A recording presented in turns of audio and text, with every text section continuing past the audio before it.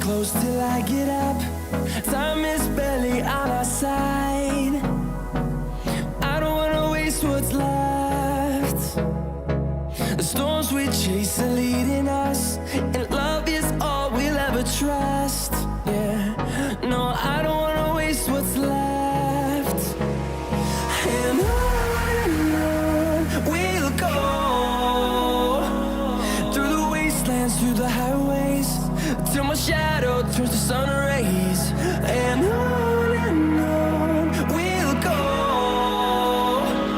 through the wastelands, through the highways, and on we'll go.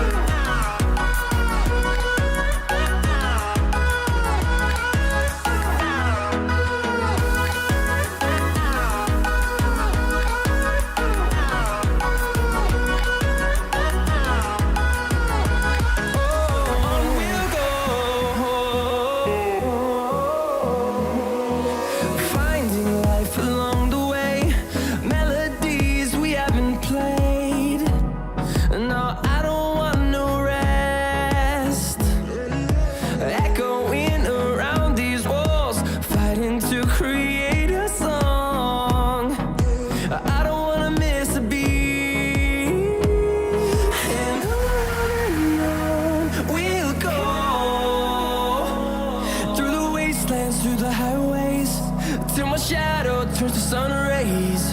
And on we'll go, through the wastelands, through the highways, and on we'll go.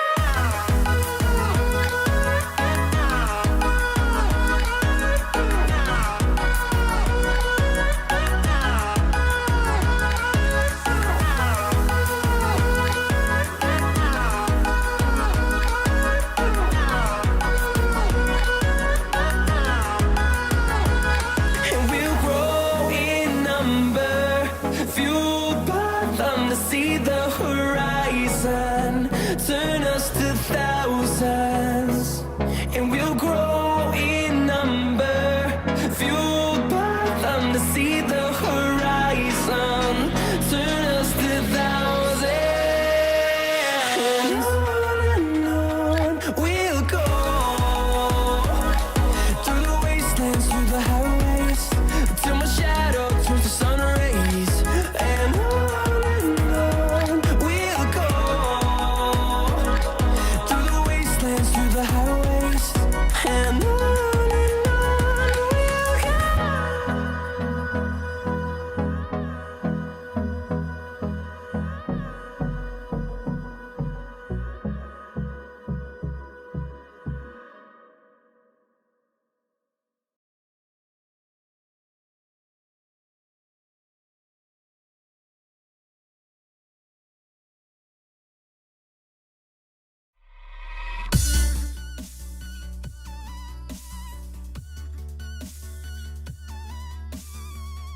good.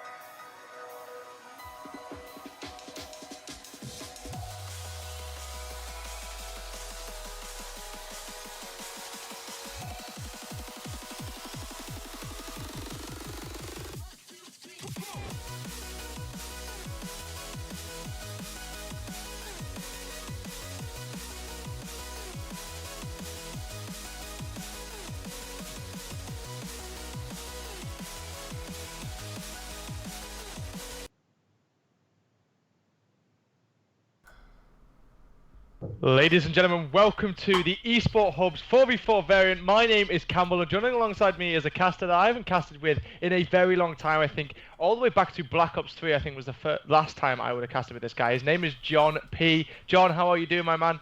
I'm feeling a little bit under weather, got a bit of that land flu coming from I-60. However, I'm feeling good, man. I'm good to get back on the mic with you. Like you said, I think it was Black Ops 3, man. It's been a long time since you've been on the mic, but obviously you did an event recently, and I got the chance to see you doing that one. But now we're back here at the Esports Hub. I'm still recovering a little bit, I think, from the land flu as well. Obviously from the I-60. But I think all of us are as well. But we've got a great game coming up, this quarter-final matchup between Bray Wyatt, one of the favourite team names I have ever seen in the Esports Hub tournament, a team that me and Paradox actually got to cast, who went all the way and ended up winning the grand finals as well. And their team lineup is Welsh Geordie, Johnny W, Henry, and Warrior Fusions.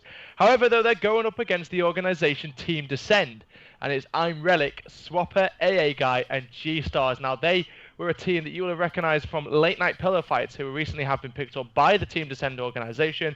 Very talented 4 individuals, but they are going up against the previous champions on this game, which is the Bray Wyatt guys. So this one should be pretty interesting, and when we're going to kick this one off, we will be going into Retaliation Hardpoint, a map that really does come down to those rotations, especially going to be paying attention to the rotation from Cathedral Hill over towards Broken Building, one that we'll definitely expect to see. But going into this anyway, John, I mean, Infinite Warfare, we're back together casting again. You know the names of both these two teams. Is there anything jumping out to you so far before this first game kicks off that you're really wanting to see from these two teams?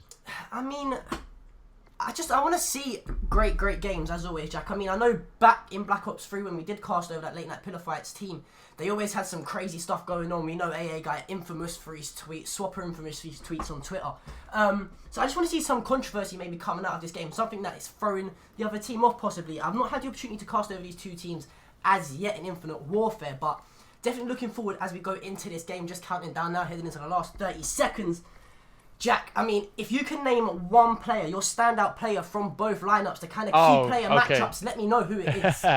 Key player matchup for me, I think I've got to go for Warrior Fusions, a player that from the last tournament I had the chance to cast here at the Esports Hub, he really went off, was a massive player that changed up the game. He has a lot of slaying power and a very good shot as well. Then also you take a look at the Team Descend lineup. There's so much people to pick from, and it looks like we have had a disconnection, so this one is going to get reset, which is kind of good as well, because John P will be able to change the names around. I think a few people in the chat realised. I do apologise. But anyway, it's worked out for us though, so don't worry. We can get those names changed around for you. But anyway, from the Team Descend lineup, like I was saying, so many fantastic players, great guys on that roster as well. But I think for me individually, I'm probably going to have to look at G-Stars. G-Stars a player that in Black Ops 3 absolutely dominated with the AR. You know, he's definitely that player that you look to hold down those long ranges of sight and really probably more than anything push Warrior Fusions in this type of matchup. I mean, Warrior Fusions, when we last casted him, really did have a lot of space. He was free to move around the map. He was free to hold those lanes of sights that they keep talking about. But I think G-Stars might apply a lot of pressure to him, might make his job a little bit more difficult, and maybe the reason why we see this team not necessarily win. This one for me, though, is an incredibly close matchup. I don't know which way it's going to go, and for me, it's going to come down to this first hardpoint. Now, remember, guys, as well, this is a best of 3, so it's only going to be hardpoint, uplink, then search and destroy. I think that's the way it's going to go. Let me just double check. Yeah, so hardpoint, uplink, and then search and destroy. So for the maps, for anybody that's tuning in, obviously we've got Retaliation first, then we've got Frost between these two teams, and then we're going to, if we have to, go to a game 3, it will be Throwback, Search and Destroy. So really, Retaliation and Throwback for me, John, 2 maps where you'd see ARs dominate, and Frost as well is more that ERAD map, more that quick fire player that plays quite aggressively in your face. I'm struggling to remember the name of the player that was on Bray Wyatt that absolutely went off with the ERAD in close court. I cannot remember his name for the life of me. It's going to really annoy me as well, but he was definitely a player that did that for that Bray Wyatt roster. Obviously, they're not playing with him this time. They're playing with Henry. So we're really going to have to see if there's anybody on that Bray Wyatt team that can kind of fulfill the role that that player was doing. But anyway, though, John, I mean, they're my key player matchups. If there's anyone else jumping out at you, then let me know.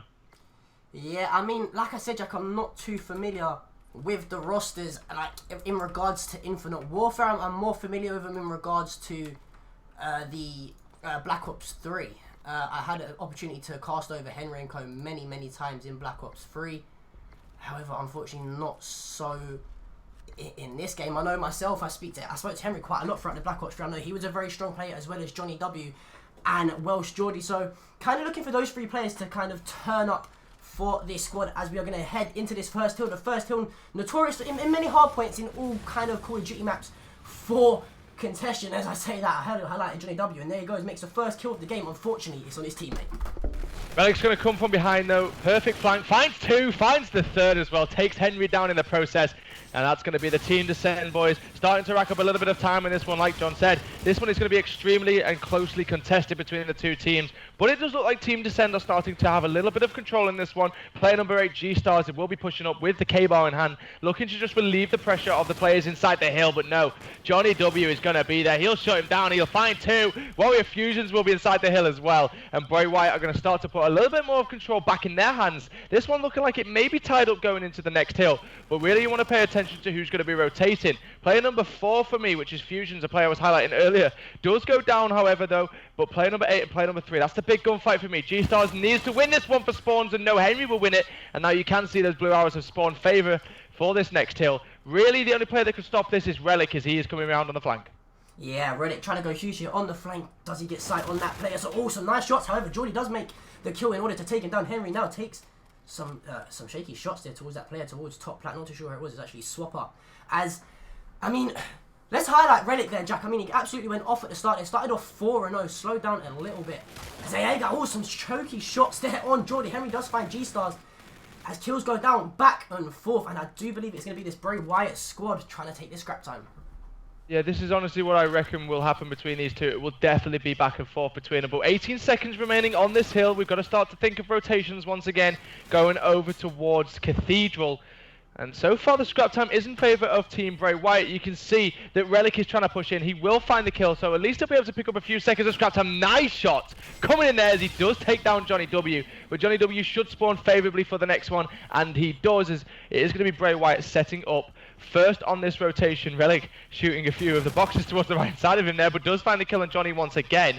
And now they can begin to push down this left-hand side of Market. Player on the head glitch. Relic is going off so far. That's a 4 streak. He's 10-4. Henry will take down his teammate though. Can he find another one? Relic is not missing right now. That's his 5th kill consecutively for him. The Trinity Rocket comes in, and surely we'll expect to see him play for those Scorchers as well. Yeah, some great shots coming out of Relic there. Not only did he have a fast start, he's continuing that pace going into this 3rd rotation. The streaks does come in. Doesn't find any kills with that Trinity Rocket, however.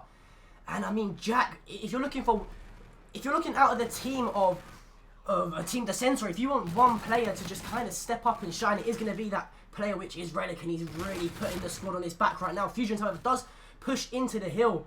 However, I mean, yeah, okay, the squad of Bray Wyatt does get that last scrap time, but if you look at the rotations, look at those blue arrows. The rotations are coming in for the squad of Team Descent. This player number 2 is going to be Johnny W. Does find the first kill on Swapper, however, earns that Scarab, and it's going to be really up to Johnny now to try and fight for these spawns. I'm just trying to pay attention to Relic, see if he did manage to get any more streaks, but unfortunately he did get taken down. But a 12-5 start is one to definitely be happy with. You can see him position himself on this head glitch. Could get killed from behind though. Henry will flank.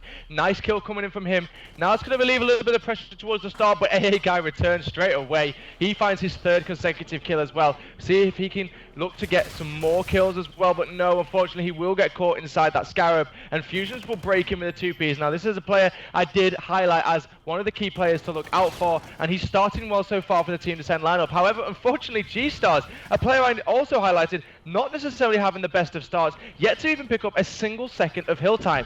However, he will be towards the front of the hill, the only player really from Team Descent in that area. Fusion's already gaining himself his payload, and that's going to be FTL jump. He's rotating through the middle of the map. AA guy shuts him down finally. He was building himself a little bit of a streak there as well, but it will be Welsh Geordie inside the hill for Bray Wyatt so far, but no. Once again, G-Stars this time. It will be the player that comes through and finds another 2-piece. So far, a lot of the time in this one has been 2-pieces and 3-pieces that are stopping the teams from racking up hill time. We're staying on board with G-Stars though. Can he find a few more kills? AA guy with a 2-piece. It's returned with another one. Welsh Geordie flies in. He finds himself a 2-piece. It's back and forth trading so far, and that really is the reason why this score is just by 11 points, sorry. Yeah, it's real nail-biting stuff here, Jack. The hill going back and forth, kills going back and forth as well. It's getting to that time, Jack, the last rotation where we start to see those payloads getting earned. Them score streaks starting to come into players. Right now, Fusions looks like a man on a mission, sitting at 19 and 10 to try and pull his team away from this Team Descent lineup as well as Jordy picks up a 2-piece of his own.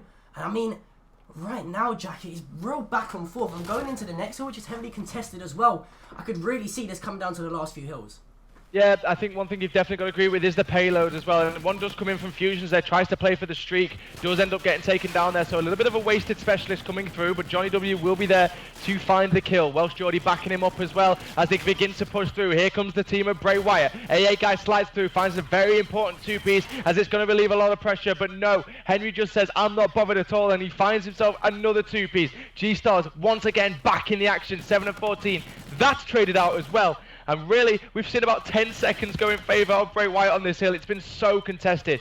Team Descend trying to get a little bit of control.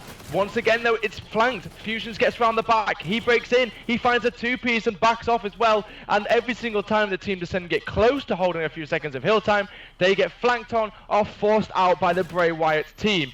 Will be one player rotated though. It was Relic. He's a very big player for the team of Team Descent so far, but he gets taken down by Fusions, who started a little bit of a streak of his own. He's on the 3. Johnny W on a 2. Combined now for Bray Wyatt is a 5 streak.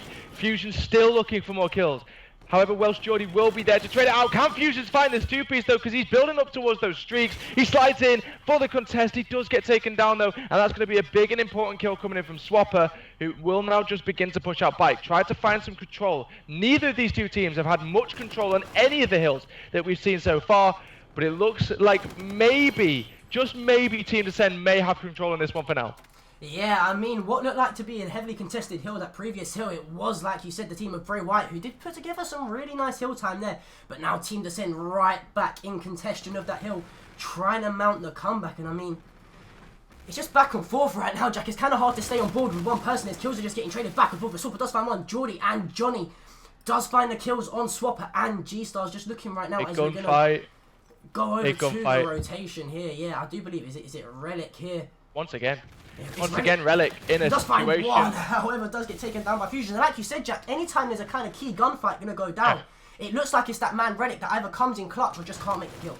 Yeah, definitely. He was by himself, rotated, only member on his team, tried to pick up the kill, but 3 players swarmed in from Bray Wyatt, and they've done it once again. You can see all of the kill feed is in favor of Bray Wyatt. Now those red arrows beginning to spawn out over towards that bridge area. Team Descent now going to have to look to group up if they want to break through and push this hill. I'm on board with Relic though as he goes up in the air. Welsh Geordie will shoot him down. And once again, every member on Team Descend is taken down. You can see player number 2, Johnny W, beginning to start the rotation push as he forces his way out towards bridge. He will get taken down though, but this is the first time in the entirety of this hardpoint that I've seen an individual team actually begin to hold the hill. You can see Fusions finds a massive kill. The last player alive will be player number 8, G-Stars. It looks like they could hold the scrap time and rotate, but no. G-Stars comes through with a massive 2-piece, tries to find the 3rd. It will be Johnny W that takes him down, but now we're going to see some streaks begin to come through. I think that's Welsh Geordie, and it is. He finds a 2-piece. So right then, you saw Bray Wyatt hold the scrap time on the old hill and even rotate and win the gunfights to hold the new time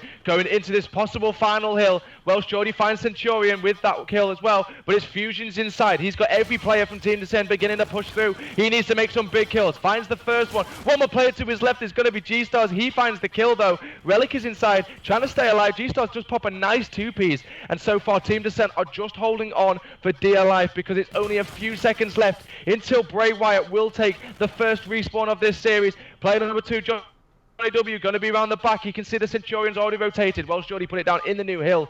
And Team Descent are going to have to fight for every single second. They cannot give 1 second up at all. Welsh Geordie Centurion has found Relic inside the new hill. It looks like the rotations are coming in. However, Bray Wyatt, though, they're going to look to try and hold that last hill as well. Welsh Geordie's here for rotations. The kills get made. This surely should be the final hill. But here comes the Team Descent push, led by Relic. He FTLs in, finds the first kill. Johnny will trade it. Swapper tries to break in, but Johnny's found another 2-piece. It's back and forth trading once again between these two teams. But finally, Bray Wyatt will close out this first game. An incredibly close series for the entirety of the hardpoint. But coming down towards the end, the key moment for me in the entirety of that though, John, was that rotation over towards Cathedral. You saw that for 2 times the Team Descend weren't able to pick up the kills and Bray Wyatt slayed every single member out twice. And then I think that was kind of where the ball started to roll and Bray Wyatt started to get really their feet in the ground and solidify a good strong push in his hardpoint. Rotate into final hill. Team Descent had to push for absolutely everything, and by that point, Bray Wyatt had already set up. Let's just take a look at the scoreboard though, John. Henry with 2 minutes and 16 seconds inside the hill. You couldn't ask for a better OBJ player if you tried, but he couldn't have done that without the slaying power from Warrior Fusions. So far, really for me, Bray Wyatt coming out strong in this one. Yeah, exactly. Couldn't agree less. I mean, you got Fusions there dropping 34 kills, 19 deaths. Henry doing the OBJ work. Like you said, Jack, it looked very, very close throughout that whole game, but it was those two Cathedral Hills that kind of swung it in Bray Wyatt's favour. Guys, don't go anywhere. We're going to be back, which I believe is going to be Throwback Search and Destroy. Don't go anywhere. We'll see you guys shortly.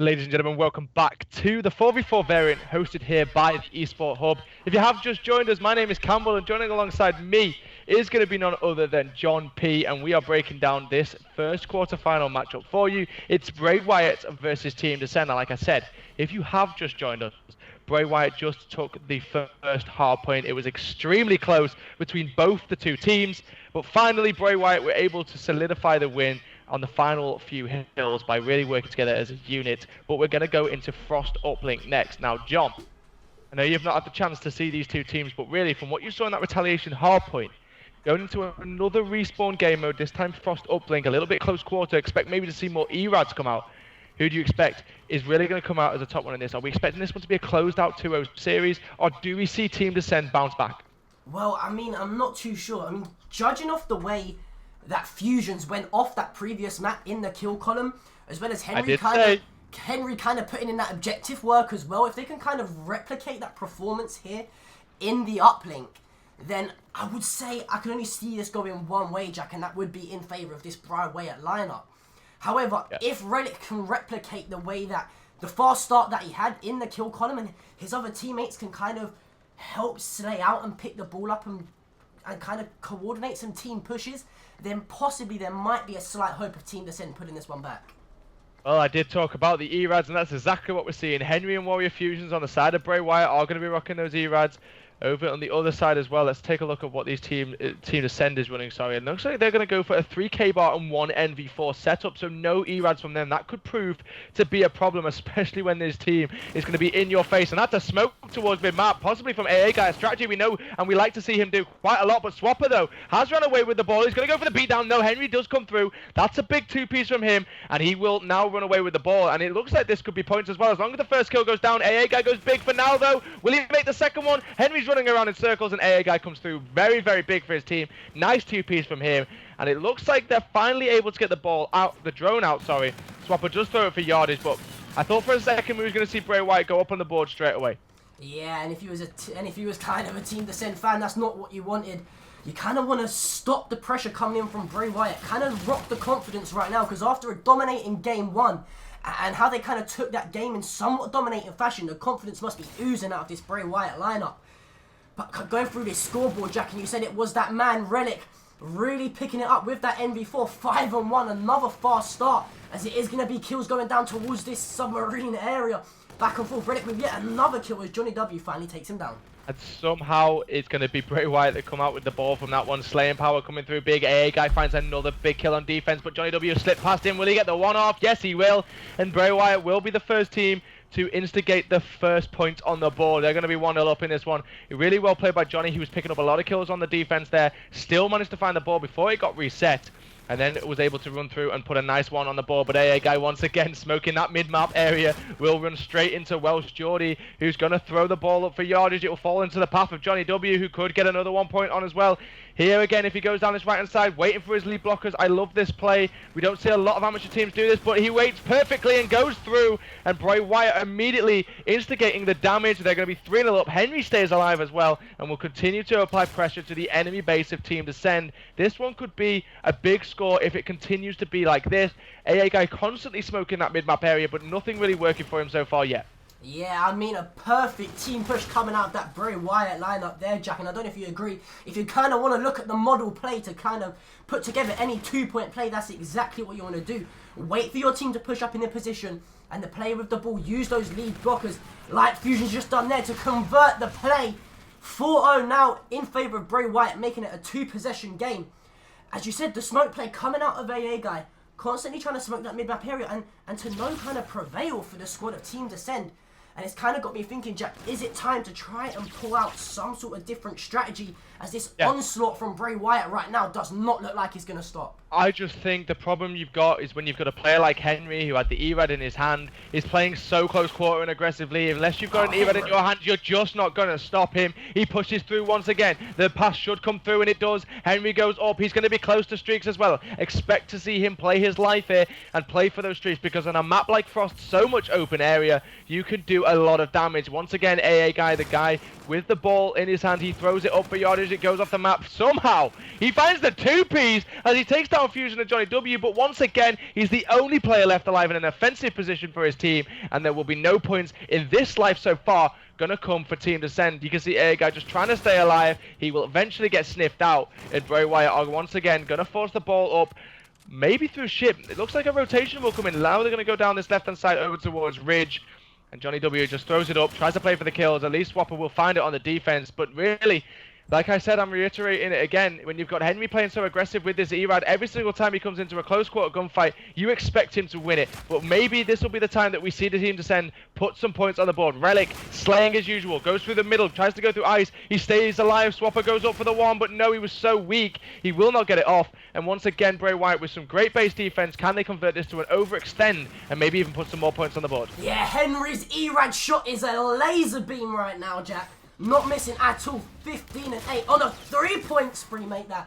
As AA Guy finally shuts him down. And you know, Jack, I'm a good friend of Henry's. I used to play quite a bit with him back on the previous Call of Duties. And when this guy is confident and he's getting hyped, I know that he's definitely a player to watch. As Relic trying to put in some work and trying to rally this Team Descend lineup to pull some sort of comeback.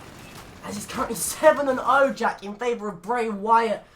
And if Relic can't rally these boys over at Team Descend, this could get really, really ugly heading into this second half.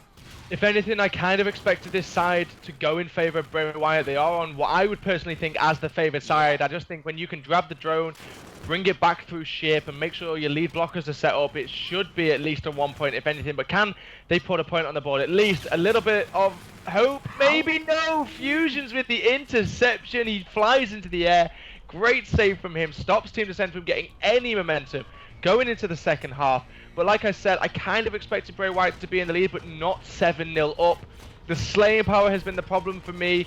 You take a look at the scoreboard, it doesn't really look like it's been massively in favour of Bray Wyatt, but you've got to think, I keep reiterating it, when there's Erads out and you're not returning with Erads on your team, it's very difficult to win those gunfights with a K-bar. But let's see, can Team Descend replicate or even better improve what we just saw Bray Wyatt do on that second half? I expect them to play a little bit more defensive as well. Bray Wyatt know they're 7-0 up. They don't necessarily have to fly out and play for stupid, unnecessary kills. It will be Swapper, the only player left alive, who goes for the drone. Not a play I normally agree with. If you're the last player alive, the last thing you want is to have no weapon in your hand.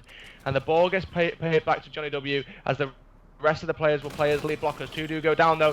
Fusions finds one, finds the second, snaps onto Swapper. Will be one more player to the right side of him. It's going to be Relic. Fusions playing his life perfectly though. He's just below him and he will kill as well. You cannot let Fusions just keep slaying in your base like that, or you'll never get out of the base. Yeah, I mean, some great awareness there coming out of Fusions as he's pre-firing every single doorway, and in return, I believe, went on a 6-point spree. And Jack, we speak all the time as casters as confidence coming out of a team. And when you're 7-0 down and you go into the next round and you go 4 dead immediately, things are not looking good for this Team Descend lineup right now, as it's already in the kill feed. As Geordie looks to put another point through, however, does hit that pole, however, as Henry with the Erad in hand does take down one. Johnny W does trade his life out. Can he find the second? No, it's going to be Relic who shuts him down. Wow. As some back and forth gunfights. You cannot let Fusions just walk. The point actually went through as was that Fusions who put the point through? Yeah, you can't let Fusions just walk through like that. The rest of Team Descend were paying so much attention to Welsh Geordie, who was over towards the ice tunnel. And at least 3 players from that Team Descend lineup were paying attention to him. But it was just Fusions who simply walked through the enemy base, picked up the drone, and threw the very easy one through. And even more pushes are coming in. Johnny W bouncing off the wall, flies it through, and this one is 10-0. It looks like they are going to close out this series already. I never want to see a team go out of a tournament so quickly. I want to see them try and bring it back, maybe take us to the search and destroy. But when another 3 go down, the drone gets passed up once again. Henry's flying through. He's still not dead. That's 12 now for this team. Welsh Geordie's still slaying as well. This team cannot even get out of their base. Henry finds another one. Here comes another pass. Welsh Geordie will push up once again to find those kills. Finds one. There's the 2-piece coming in as well. Will take him down. That's 4 streaks as he's 8 streak for Geordie. Another 2 points. And wow, Team Descend, you have got no answer for this slaying power. Yeah, Bray Wyatt just going... Bray Wyatt? That's a new character right there. Bray Wyatt going absolutely off as Geordie extends it to a 10-point spree now, Jack. Its AA guy finally shuts him down. The overdrive coming into play. But Henry says, "Where you going, fool?" Gets shut down as he's on a 4-point spree of his own. As right now he's already in the kill feed. And Fusions finds yet another 2-piece, a 7-point spree for Johnny W. Make it an 8. Going completely off as Geordie says, "Guys, you know what? We're hitting up too much right now." As he does take his teammate down, which was Henry. Swapper does find finally a 2-piece. Finally some answers coming out of this Team Descend lineup. That's the first time in 2 minutes that we've seen them actually get out of their own base. The first time in this whole second half, we've seen a push coming in from Team Descend, and it once again is just stopped. G-Stars has given up. He's left the game, and that one's been ended, and there's no surprise really seeing that happen, because Bray Wyatt just absolutely obliterated and dominated the Team Descend lineup. There was not a single bit in that game where I thought maybe we'd see them come back because they were being slayed out in their base. Bray Wyatt were just applying the pressure more and more as every single kill came in. That one is going to be over quite quickly. Bray Wyatt finished the second uplink game 16-0 with 1 minute and 40 seconds left. I don't really know what more we can say about that Team Descend lineup going into that one. They looked close in the hard point. I thought maybe if it went to a Search and Destroy, you could possibly see Team Descend take it, because we know that the guys on Team Descend are very, very good at Search and Destroy. A lot of S&D players in that lineup. But when you've got a great respawn team like Bray Wyatt, the previous winners of our tournament, what more can you say? They came out and they dominated the Respawn Gamers. But ladies and gentlemen, we'll have another game coming up for you right after this quick commercial break. So don't go anywhere. Bray Wyatt have advanced on through, but will they be the team that also wins this tournament and makes it a double on the Esport Hub?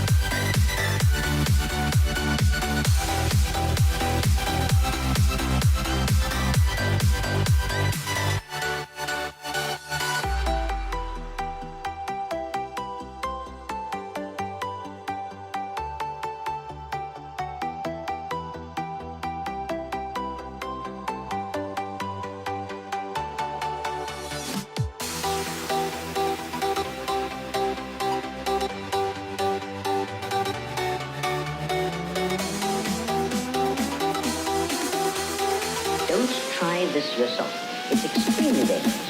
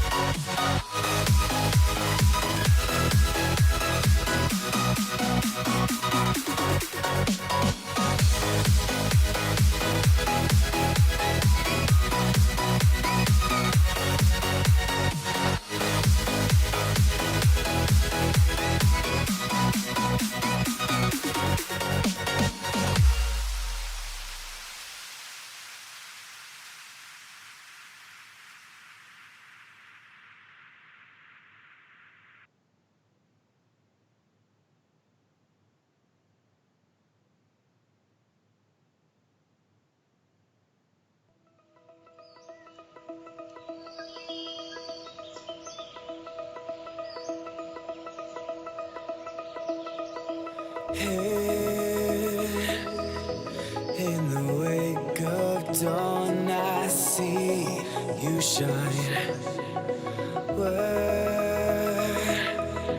When I feel that heartbeat, I fly so much higher, fly so much higher, fly so much higher, fly so much higher. Skylines and clouds are below us now. Skydive back down. Oh, take my hand, don't let go. Skyward bound.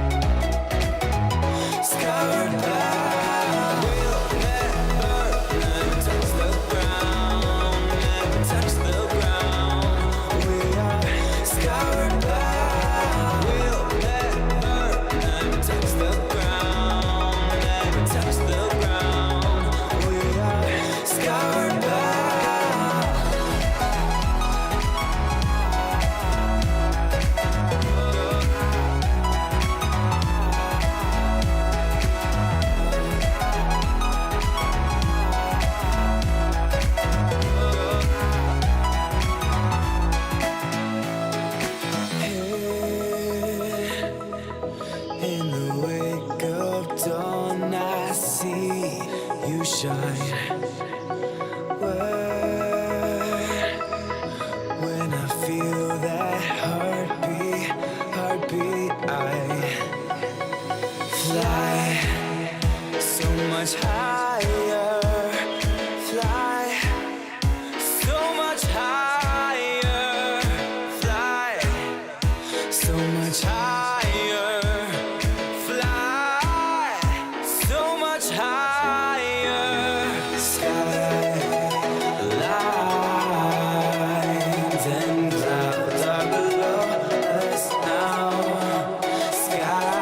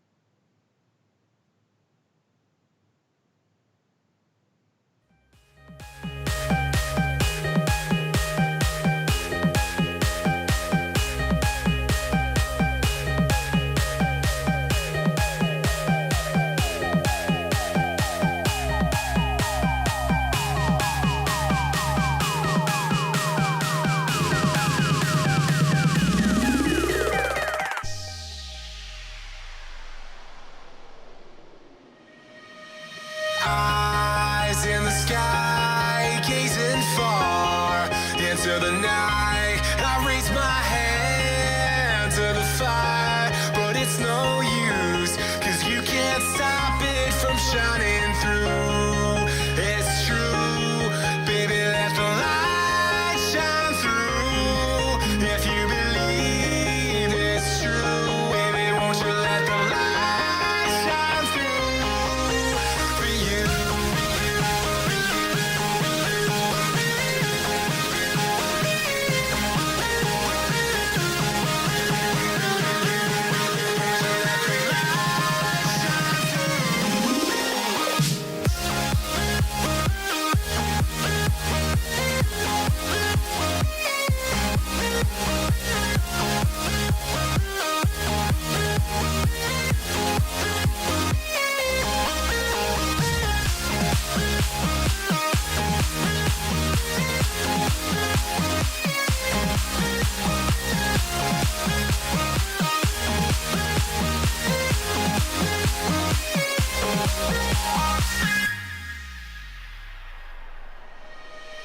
Eyes in the sky, gazing far into the night. I raise my hand to the fire, but it's no use, 'cause you can't stop it from shining through. It's true, baby, let the light shine through. If you believe it's true, baby, won't you let the light shine through for you.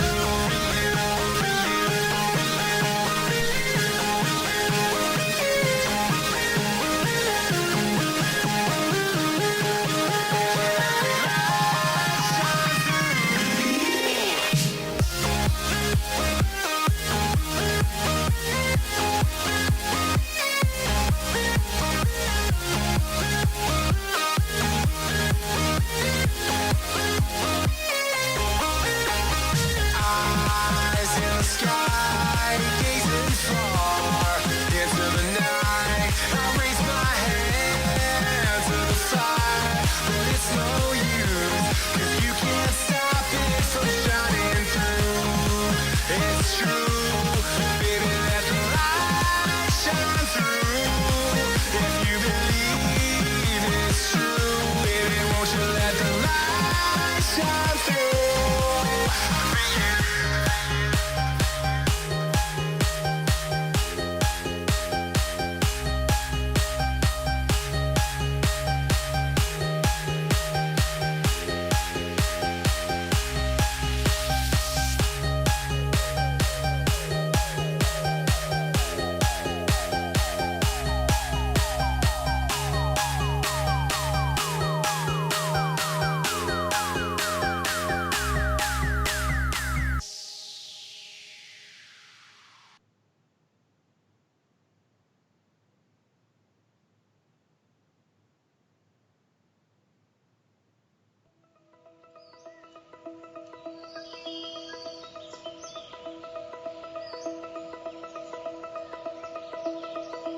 Here in the wake of dawn, I see you shine.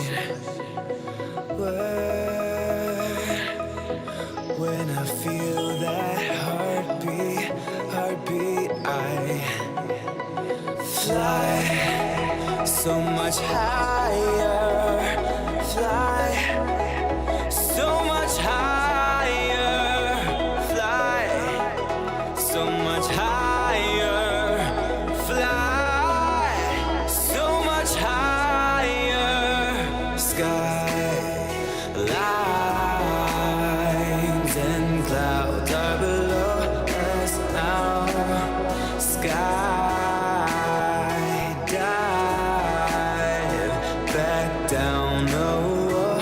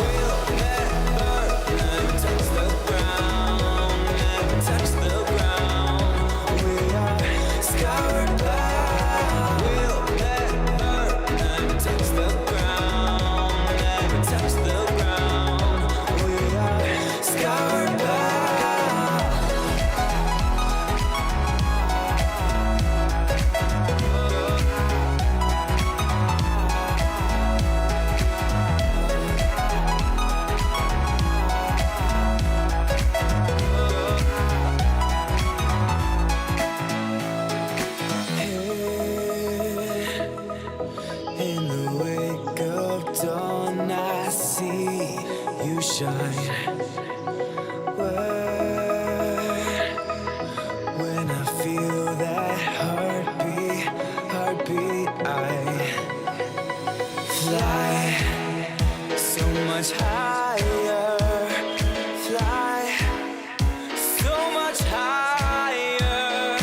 Fly so much higher. Fly so much higher. Skylines and clouds are below us now. Sky dive.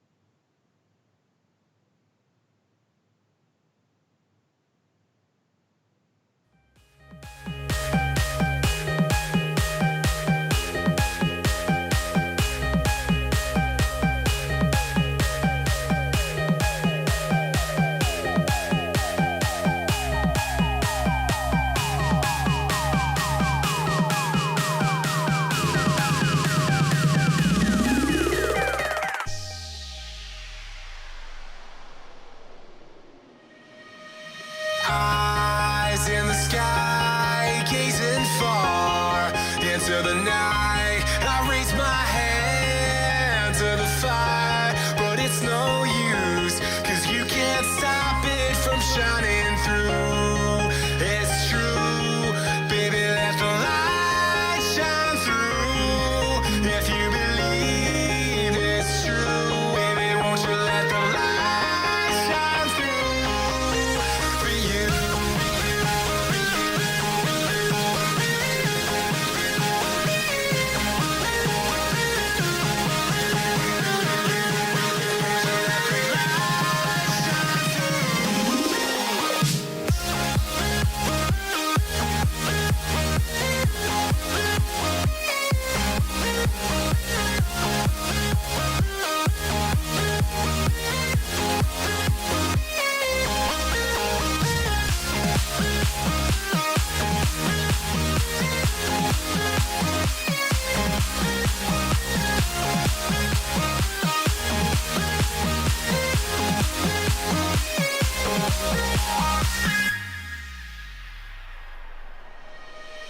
Eyes in the sky, gazing far into the night.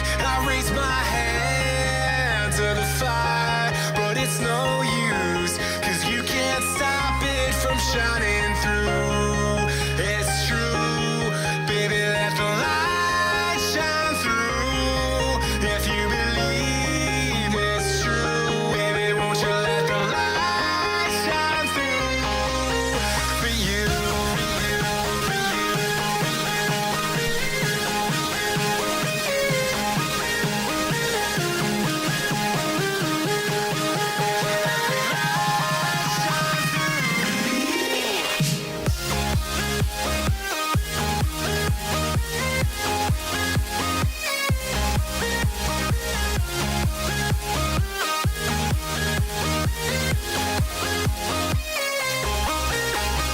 Eyes in the sky, gazing far into the night. I raise my hand to the fire, but it's no use, 'cause you can't stop it from shining through.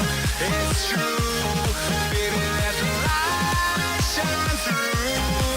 If you believe it's true, baby, won't you let the light shine through for you.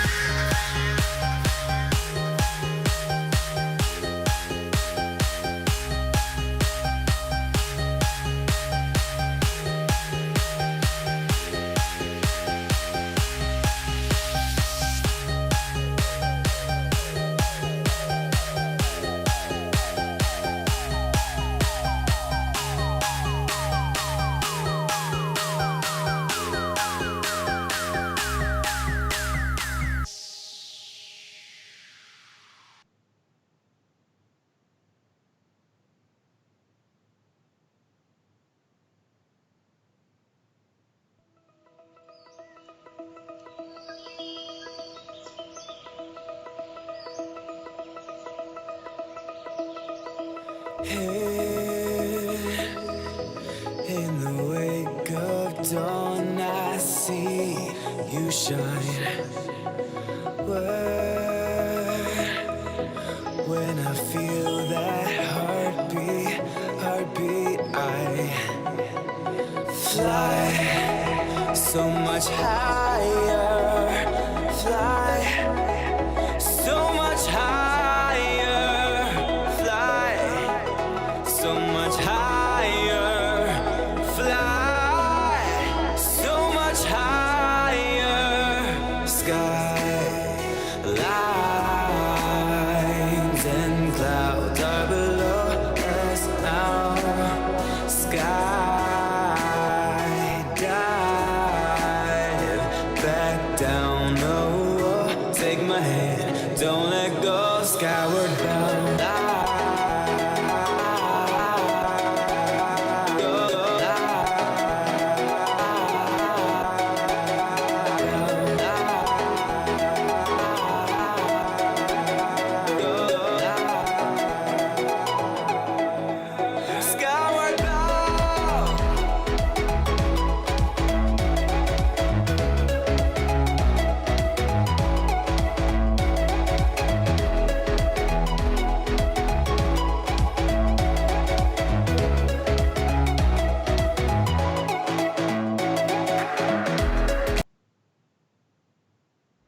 Ladies and gentlemen, welcome back to the 4v4 variant here, hosted by the Esport Hub. We really do apologise for the delay. We were trying to get both these two teams into the lobby. But it's a good game anyway, and hopefully it'll be one that was worth waiting for. Bray Wyatt, the team that we just seen take out Team Descend in a very dominating 2-0, are now going up against Team Local in the semi-finals of this tournament. Team Local is combined of Detain, Niall, Brain, and Delio, so a very, very stacked roster. 3 pro players there, and obviously joining them is Detain, a very, very talented player in himself. Going up against this Bray Wyatt roster that, like I said, looked very, very strong in the last series, but this is definitely going to be their biggest competition. Anyway, my name's Campbell, and joined alongside me is the caster John P, and he is going to be helping me break down this semi-final matchup. So, John, you've got a team, Local, stacked with pro players, stacked with talent, and then you've got Bray Wyatt, the team that we just saw dominate. Which way is this one going for you? Well, I mean, I'm not too sure. I mean, in a usual instance, coming off of a dominating performance that this Bray Wyatt team just did, against any other opposition that's not kind of towards that top tier of competition, I would probably swing towards their favour. But having the caliber of players like Niall, like Brain, like Zerg or Delio, whatever you want to know, and obviously the substantial talent coming out of Detain, it would be hard to swing it in any other favour, Jack. Jumping on board now with Brain as he does fall to fusions, as he does pick up a lovely 2-piece, make it 3. However, that was actually Johnny picking up the 3rd kill, and it looks like it's going to be a great start coming out of this Bray Wyatt lineup. There is every possibility that this Bray Wyatt team can still win this one, especially with players like Fusions going off, a player we highlighted in the last series, and I will continue to highlight him in this one as well. He started off 3-0, coming around the back on the flank, trying to find Brain there, but will get taken down. It's going to be down to Johnny W as the only player left alive on that Bray Wyatt lineup. And finally, we're going to see Team Local break into the hill and start to hold it. On board here with Niall, he's going to be the guy just holding down the hill for now, but it's the players around him that are going to be slaying out and are relieving the pressure while he sits comfortably inside the hill, racking up the time for his team. You can see Zerg just going underneath, should be able to come behind one, does find him, takes him down.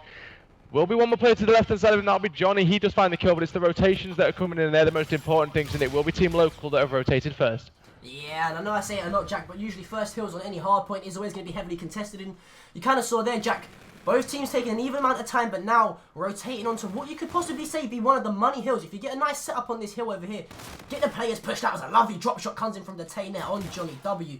You can really rack up a lot of time, and it does look like this kill is going to be heavily contested. However, 3 members of this Bray Wyatt lineup inside, it's going to be all up to Brain. As finally some help does come in. Niall does pick up the second player, which was Fusions. Brain, some lovely movement coming out of him and Detain there as they find the final 2 kills. As it looks like it is going to bring this Local lineup to kind of put together some points and start to mount a slight bit of a lead, but it could turn ugly. I love the weapon changing coming in from Brain. If it's long distance, he pulls the MV4 out. When he gets close quarter, it's the K-bar in his hand. He's on a 4 streak, and he will begin the rotation over towards Cell Block. Graveyard, as he will get taken down by Johnny W though now. Johnny W, that's a big kill coming in from him because he does stop the streaks possibly coming in from Brain there. Staying up with Niall though, seeing if he can start this one off. He's going to get taken down though, and it's going to be Fusions, that player that we keep highlighting, being the big instigator for this Bray Wyatt lineup. He's 7-4 starting this one off. Welsh Jordy will look to hold the hill. That's a nasty head glitch that Fusions gets himself on. He will be firing shots down, but the Scarab comes in, and you'll eventually see this Team Local just push through as a unit. It's going to be led by player number 3, Brain. He finds the intro kill. Now they can begin to push. Led all the way through. Are they going to be able to break it through? Brain does find 2. There's one more player up above, but that player was killed by Detain, who came on a perfect flank. And now the hill will once again be in favour of Team Local. Detain 7-2 starting off on this one. Will push out with the Scarab. Can he find a kill? He does take down Fusions. He will be taken down himself though, but still the hill is in favour of this Team Local. Yeah, as Johnny W does take down Zerg, finds a 2-piece, make it a 2-piece, like I said, taking down Brain, as well as the 3-piece there, takes down Detain also. 4-point spree now, as the rotations are going to come in favour of this Bray Wyatt lineup. First time in the game we've seen a nice little rotation coming out of them. As I'm still on board with Johnny W, as he's going to be the player to try and mount some streaks. And let's say that now does take him down. Dino finds the kill as well, now with a lovely 2-piece. Some great shots, make it a 3-piece as well. Niall really showing his experience here, Campbell, starting to heat up. And this could be a scary, scary sight if you're a fan of this Bray Wyatt lineup. As Niall is just killing everything in his path right now. playing very aggressive, pushing out the lanes of sight. Eventually Jordy will find him though, but it's Delio still around this hill, racking up the time for his team. He pushes out to try and find a few kills to relieve the pressure, but it will be Welsh Jordy that does break his way inside the hill, and Brain's just going to rip him off the head glitch. Stays alive as well on the war run. Will opt to go for the Scarab, gets taken out in the process, and not going to find anything with the Scarab either. But once again, it's a very scrappy hill, back and forth between these two teams. Nobody really with any setup as of yet. Henry does try to find the kill on the player war runner, who will now just contest. Henry just not quite sure where this player is. Will eventually find him, and the assist will come in as Johnny is going to be there to just solidify those last few seconds of scrap time for the team. But this one is still very, very close between these two. Local obviously having the lead, what we expected to see, but Bray Wyatt still in this one, still fighting and bringing their way back into it. But no, it's going to be Niall with another three-piece. That's the second time we've said that this series so far, and Niall will be the player inside the hill, just racking up the hill time for his team as his teammates begin to slay around him. Yeah, Niall really starting to heat up like we mentioned in the previous hill, carrying it onto this second rotation. Does find the player down bottom, which was Henry. Fusions does pick up the kill on Brain. However, Niall is a man on a mission, make it a third three-piece in a row. Coming out of Niall, 6 points for now. Can he find the 7th? No, so nice shots coming out of Henry as he does finally take him down right now. And I mean, what I thought would be a quite heavy game in favour towards Local. I've got to say some props, man. Got to give some props, Jack, here to this Bray Wyatt lineup. Yeah, they're 50 points down, but they're going up against a team really in the top caliber of this game. As we are going to head into the second hill of this rotation. However, Niall has got the Trinity Rocket to work with, and it'll be interesting to see if he's going to work it in this hill. Last time we was on this hill, it was held very well by Local. You can see there that Bray Wyatt working together, try to push through. Fusions coming around the back. He had a big gunfight to win, but was not going to be able to come out on top in that one. Welsh Jordy inside the hill, however, contesting for the team, will get taken down by Niall. And once again, control of this hill is back in favour of Team Local. Niall's up close and personal here, will go for the Scarab. It does not connect with anyone, and therefore he will get taken out. And a lot of the times that this Team Local have died is because they've been caught inside the Scarab. However, this hill once again contested. Player number 8, Henry, is just war running across the top, trying to contest for as long as possible. Does take down Delio though, and his teammate is here to help him now. Welsh Jordy and Henry trying to work together. Niall though, the instigate player in this whole entire series, finds another two-piece. Like you said, the Trinity Rocket's still there to use as well, and I expect to maybe see it come out on this next hill, or even possibly see a camo push coming through. Well, here it comes anyway. Here comes that Trinity Rocket. Fusions finds a three-piece though, while Niall was inside the Trinity Rocket. Niall, I think, will not find anyone with this. Maybe be able to call out a little bit of intel, if anything. But it will be Bray Wyatt that have the initial control to start off with in this hill. Really, Fusions needs to stay alive here because he's in a big position. He does slide out. Nice two-piece. Can he find the third? Somehow still alive. Has the FTL to use as well if he would wish to maybe get a little bit of control on this side. He's going to try and stay alive, but no, Delio eventually will find him, and now you can begin to see Local push onto this hill. But Niall coming around on the back is what they need to worry about as well, and just like that, the pinch will come through, and Local will have control of the hill. Yeah, every time I flick onto Niall here, Jack, he's either picking up a 2 or a 3-piece. I'm not too sure. I've lost count of how many multi-plus kills he's got this game, as the rotations are going to come in favour, and now it's looking like a bit of daylight between this Local and Bray Wyatt lineup, as it is going to be Johnny and Co trying to rotate over towards this next hill. And Fusion's got a huge kill in the back here, as it is going to be Zerg who does win that one, as Brain picks up Johnny. Can he find a two-piece? Yet another two-piece coming out of Brain. And I mean, this man, like I said it, I keep saying it all the time, Jack, he's a man on a mission. Can he find the third player? It does look like he's going to hop around this corner and possibly find the third player in the back, which is going to be detained, as there's no hill pressure now coming in from this Bray Wyatt lineup. And I'm not too sure who the player in the hill for the Local roster is. It's actually Niall himself. He's just going to literally sit there and be contest free. Yeah, so you see his teammates working around the hill, just slaying, making sure no pressure coming through onto Niall here. They're finally going to try to hit the wall run. You can see they're pushing as a unit. One player does go down low, but he will fall off the map. That was Johnny W. Another player going to go down low. This time he will stay alive though. It's Fusions.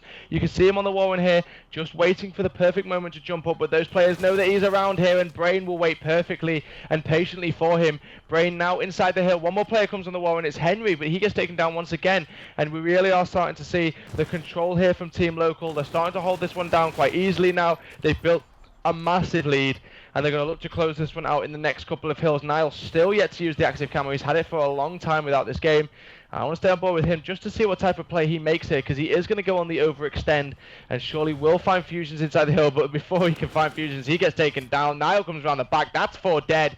Local pushing out even further. Niall leading the way in this strong charge. Trinity Rockets come through, though. They're coming in by Delio. He's fully streaked out as well. He's actually going to have himself the Scorchers and the Bombardment when he comes off spawn, but there's only 20 seconds left and they can win from this hill as long as they keep this Bray Wyatt team at bay. The first time I've ever seen this Bray Wyatt team really be tested throughout the entire series in this tournament and also last tournament, but like we were saying, this is what you expect to see when you're coming up against the likes of the players on this team local. Brain with another 3-piece. He's pushing out the active cameras pop by Niall as well. Bombardment comes in from Delio, and just like that, Team Local are going to close this one out quite comfortably, 250 to 115. Bray Wyatt not looking like the team that we've seen throughout this tournament and also throughout the Esports Hub tournaments across the board.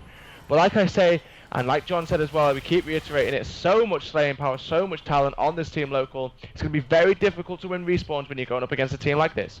Yeah, some great plays coming out of the local lineup. Guys, we're going to go to a quick commercial break. When we come back, map number 2. Let us know in the chat, do you think this Bray Wyatt lineup can mount a comeback? Or would the individual gun skill of this local lineup be too much to offer?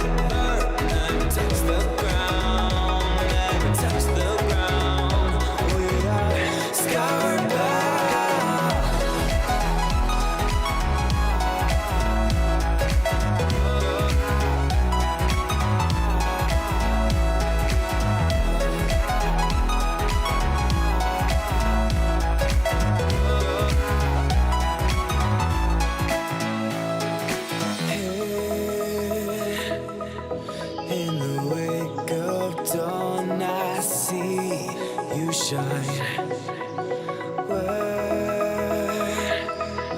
When I feel that heartbeat, I fly so much higher. Fly so much higher.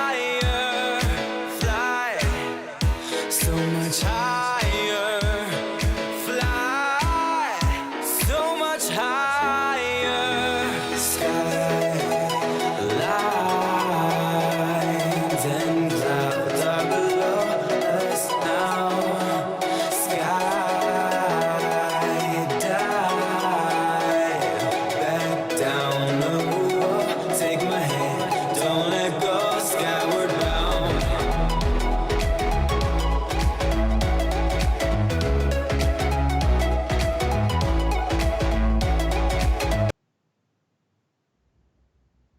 Ladies and gentlemen, welcome back to the Esports Hub 4v4 variant. Here we are in the semi-finals and it's Local versus Bray Wyatt.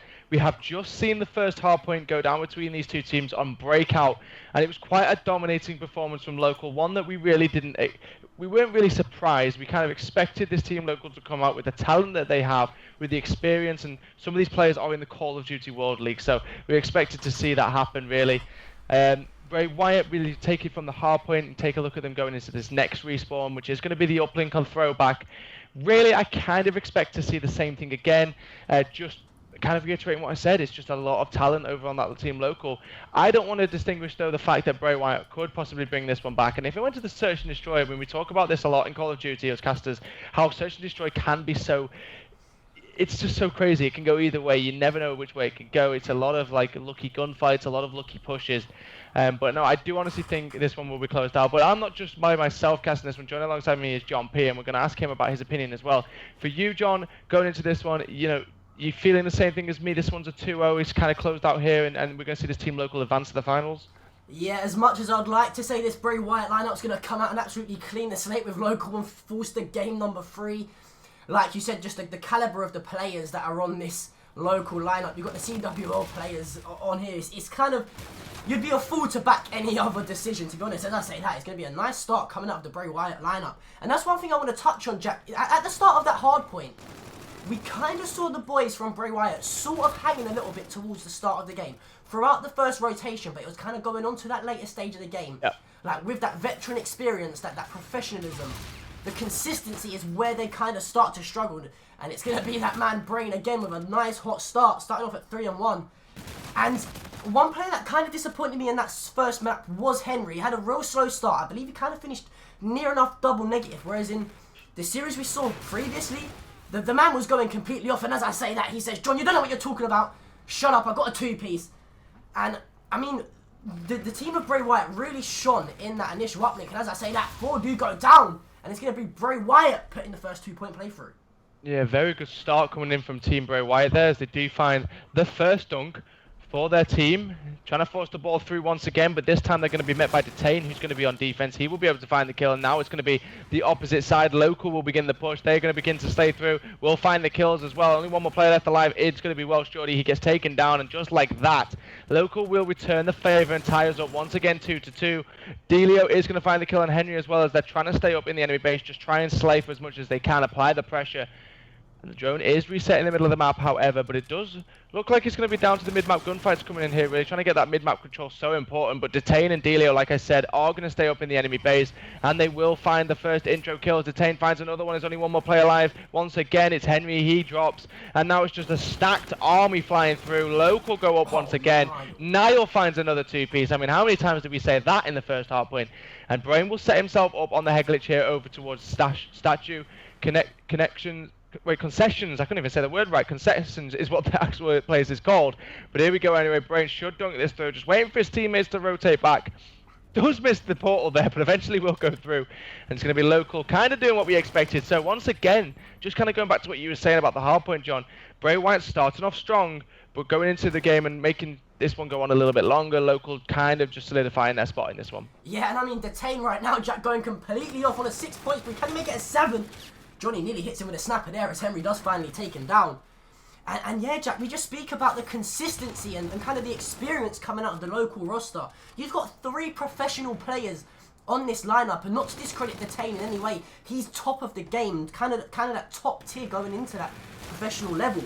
But I mean, it's just, the Bray Wyatt lineup has no answer for the sheer gun skill and quality coming out of this Local roster.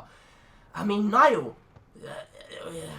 the objectiveness coming out of him is really top tier. Brain puts 4 points through.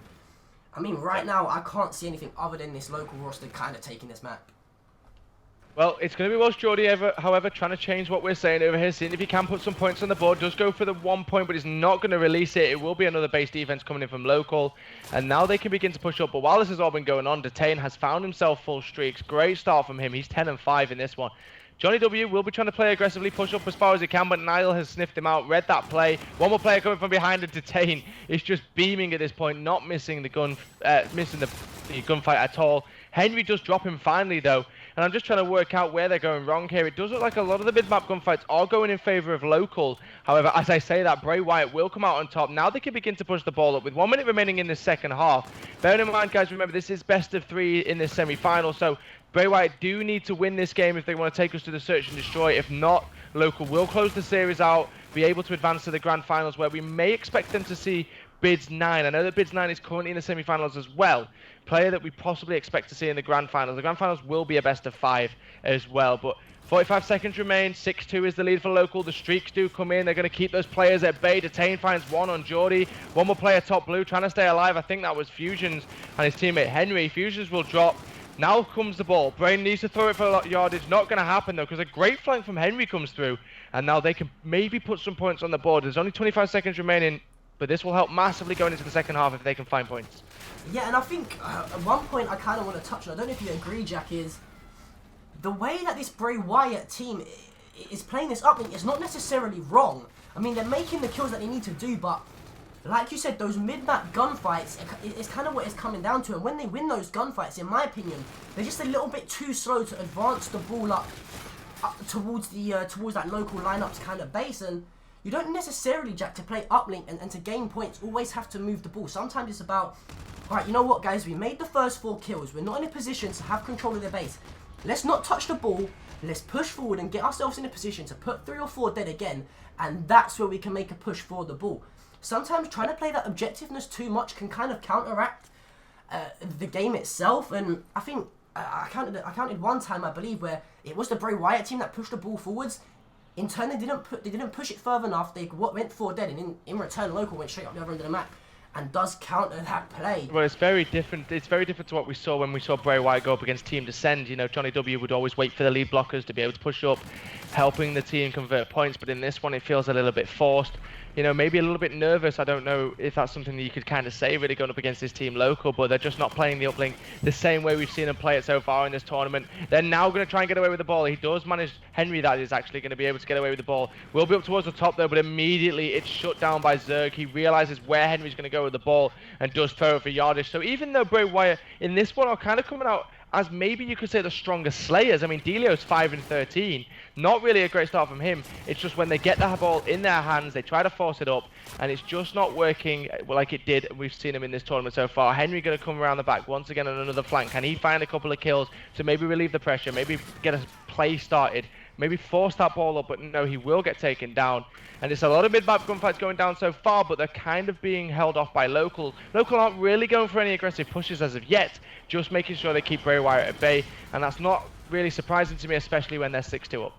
Yeah, I mean, although they are 6-2 up, that's only 2 possessions to bear in mind, Jack. That's only 2 decent pushes and 2 dunks to force that overtime. So, bearing in mind, all the kills seem to be kind of going in favour of Local. This Bray Wyatt lineup has got a lot of time to work with as we just tipped down over the first minute and a half into this second half. Henry with the Henry with that. slam. I actually just missed that on cameras. I just see him pick that up. Johnny does find the third, however.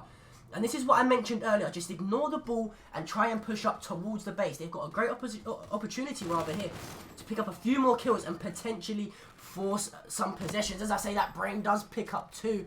Does fall over. It's all up to Delio, left alone in his base. Does find the first kill. Can he find the second? Does, as well as picking up the interception. Crazy plays coming out of Delio there. As anytime Bray Wyatt looked to go forward, there's always one player there to shut it down. Yeah, the big gunfight there was Fusions versus Delio, and Delio came out on top. Therefore, no lead blocker was in position. Henry, though, I may say, is having a much better game 2 than we saw in the hard point. I know you touched upon it, John, talking about Henry. You wanted to see a performance from him. Well, 22-15 is the performance he's returned with. Unfortunately, though, another 1-point play goes through for Team Local as they extend the lead even further and make it even more difficult for this Bray Wyatt team to come back. Just looking for a little bit more teamwork when they're pushing the ball up. Maybe they could start to mount the comeback. The drone is up towards the top, but once again, Johnny W left by himself. He's going to just have to do anything he can to force a 1 maybe. Won't happen, no 3. He will be met by 3 players on Local. And once again, the drone is back in the hands of Team Local. But one thing to pay attention to, Bray Wyatt have probably had the drone way more times than Team Local have, but Team Local are just way more consistent with it. You can see once again, Local pick the drone up and it's 99.9% of the time will convert points with it. Whereas Bray Wyatt have had the drone a lot of the time throughout this uplink, but just not been able to convert points. Here we go. Henry has the drone, though. Can he at least put a 1.3 on? He's managed to sneak through, though. Should be able to go through for the 2. Does get through, and now they need to set up the spawn trap. They need to hold this team back, but already they've broken out of it. You can see player number 4's found a kill. That's Delio. He needs to stay alive. He goes down, though. Henry's still in a good position, but all his teammates drop around him, and just like that, they're going to have mid-map control again. Yeah, I mean, what looked like a potential momentum swing in favour of Bray Wyatt. The experienced individual gunfights go down, and it is going to be Local who push out of that spawn trap. And it was really a nice overextend there from the guys in Local. Instead of trying to wrap back and clear their base, they just like, guys, we've got the individual gun skill to win the mid-map gunfights. Let's OE and just kind of take it to them there. In result, like I said, does break out of that spawn trap with a minute left, Jack, and 2 possessions in it. In your opinion, can you see this Bray Wyatt team doing anything to force a map 3? I think if we take a look at this Bray Wyatt team and when they could have possibly taken this one with 50 seconds remaining, not a lot of time at all, but I think maybe if they could have set up that spawn trap, maybe made this one 8-6 or even 8-5, just a few more points on the board to make it a little bit closer. I think 2-possession game with 35 seconds remaining is still mathematically possible at this point, but you'd need to put it through now and then set up a spawn trap, and I just don't think this team local is going to let you do that to them. Johnny W, though, we see if he can force anything, does throw the ball for yardage. There is one player overextending, though. That could be a big play, as he does actually pick up the kill. It's Henry who's gone all the way through. That would have been a great manual pass that went over. It would have worked so perfectly. He does go through. It's still possible. Detainers popped the kinetic armor. Base defense coming through. All that Niall needs to do now is pop the camera and run away with it, and that is exactly what he does. So now the game is completely over. What a manual pass coming in from Johnny W. Not a play I've ever seen before. Henry overextended with the overdrive, I think it was. Did get himself in a perfect position. The two went through, but Niall was alive. He had the specialist available. He only had to run away with the ball, and that's exactly what he did. So Team Bray Wyatt will go out in the semi-finals. I had confirmation as well while this game was on that Bids' team has made it through to the grand finals, and that will be our grand final matchup. So it's Bids, Cryptic, Lone Wolf, and the fourth player has gone completely from me. Swift, is it? I believe it's Swift, Keza, Bids, and Wolf. I believe that's the roster. Okay, so I know it's not. I don't think Kez is playing. So it's Swift, Bids, Cryptic, and Lone Wolf. Yeah, Cryptic, not Keza. Sorry, what am I talking about? So there we go. So Swift, Bids, Cryptic, and Lone Wolf will be the team that matches up against Detain, Niall, Delio, and Brain. That will be our grand final matchup. Remember, it's a best of 5 as well. This will be the last time that hopefully that we cut to a commercial break, and when we do return, we have the 4v4 variant hosted by the Esports Hub grand finals.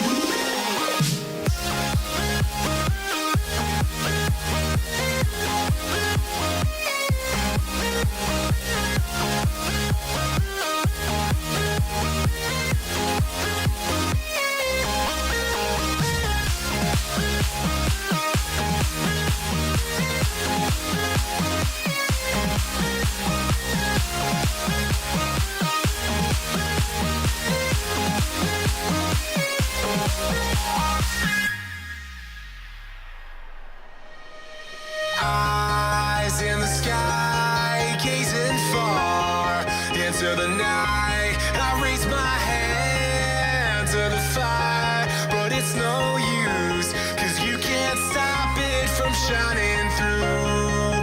It's true, baby, let the light shine through. If you believe it's true, baby, won't you let the light shine through for you, for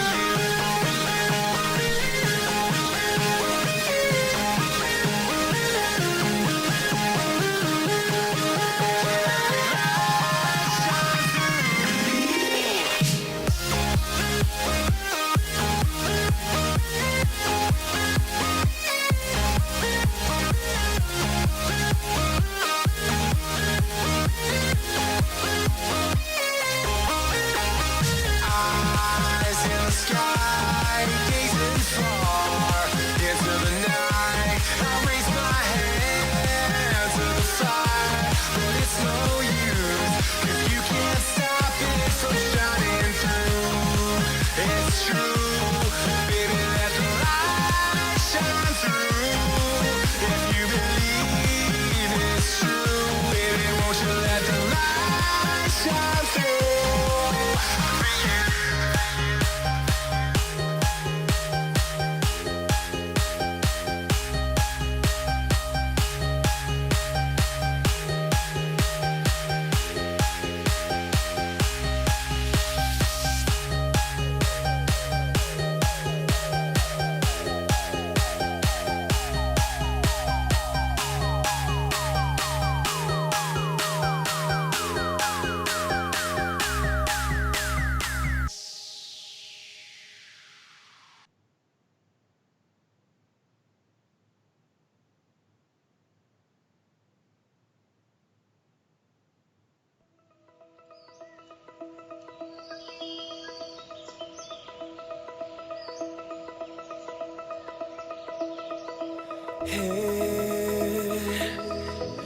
In the wake of dawn, I see you shine. When I feel that heartbeat, I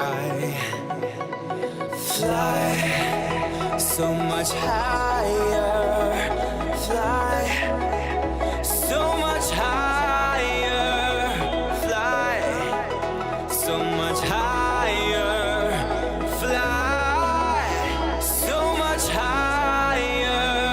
Sky lines and clouds are below us now. Sky dive back down. Oh, take my hand, don't let go. Skyward bound.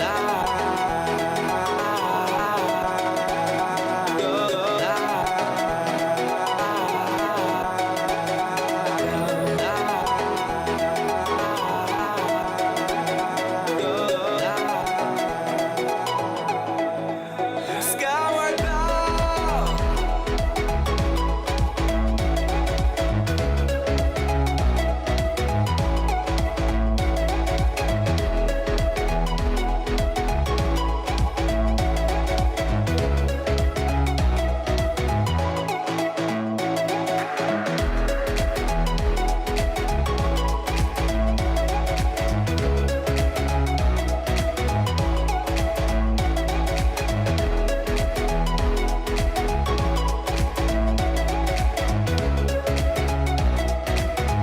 Skyward bound. We'll never touch the ground, never touch the ground.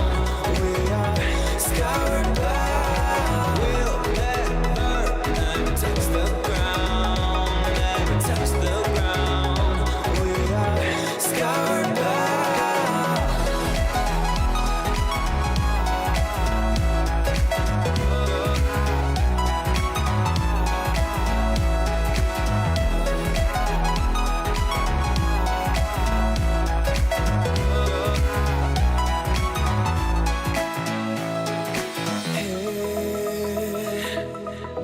In the wake of dawn, I see you shine. When I feel that heartbeat, I Fly so much higher. Fly so much higher. Fly so much higher. Fly so much higher. Skylines and clouds are below us now. Sky dive back down. Oh, take my hand, don't let go. Skyward bound.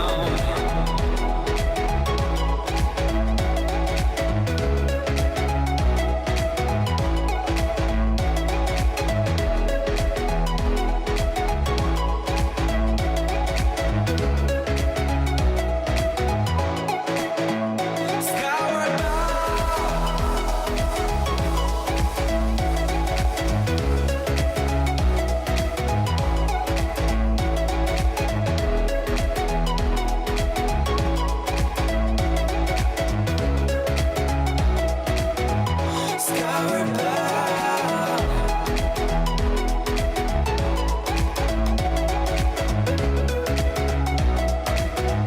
Skyward bound.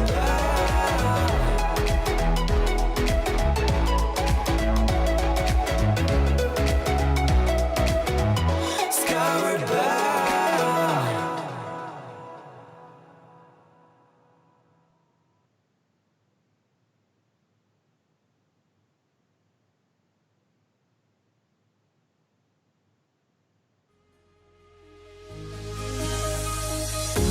The fear no beat up keeps going on, and the melody on my escape, vibration on my soul, it sends me to the peak. Without no regret, you got no love. Without no love, you got no regret. Without no regret, you got no love. A melody where I belong in this life.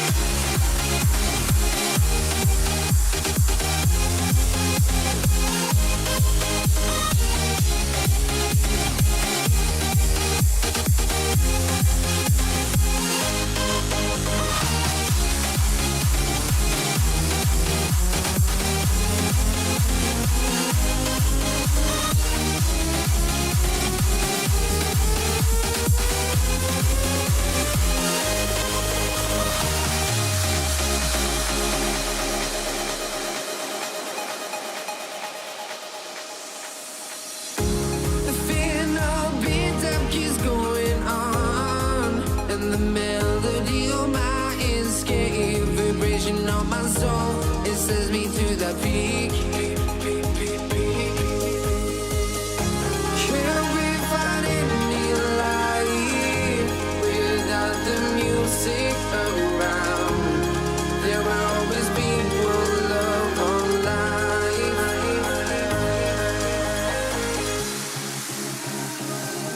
Without no love, you got no regret. Without no regret, you got no love. A melody where I belong in this.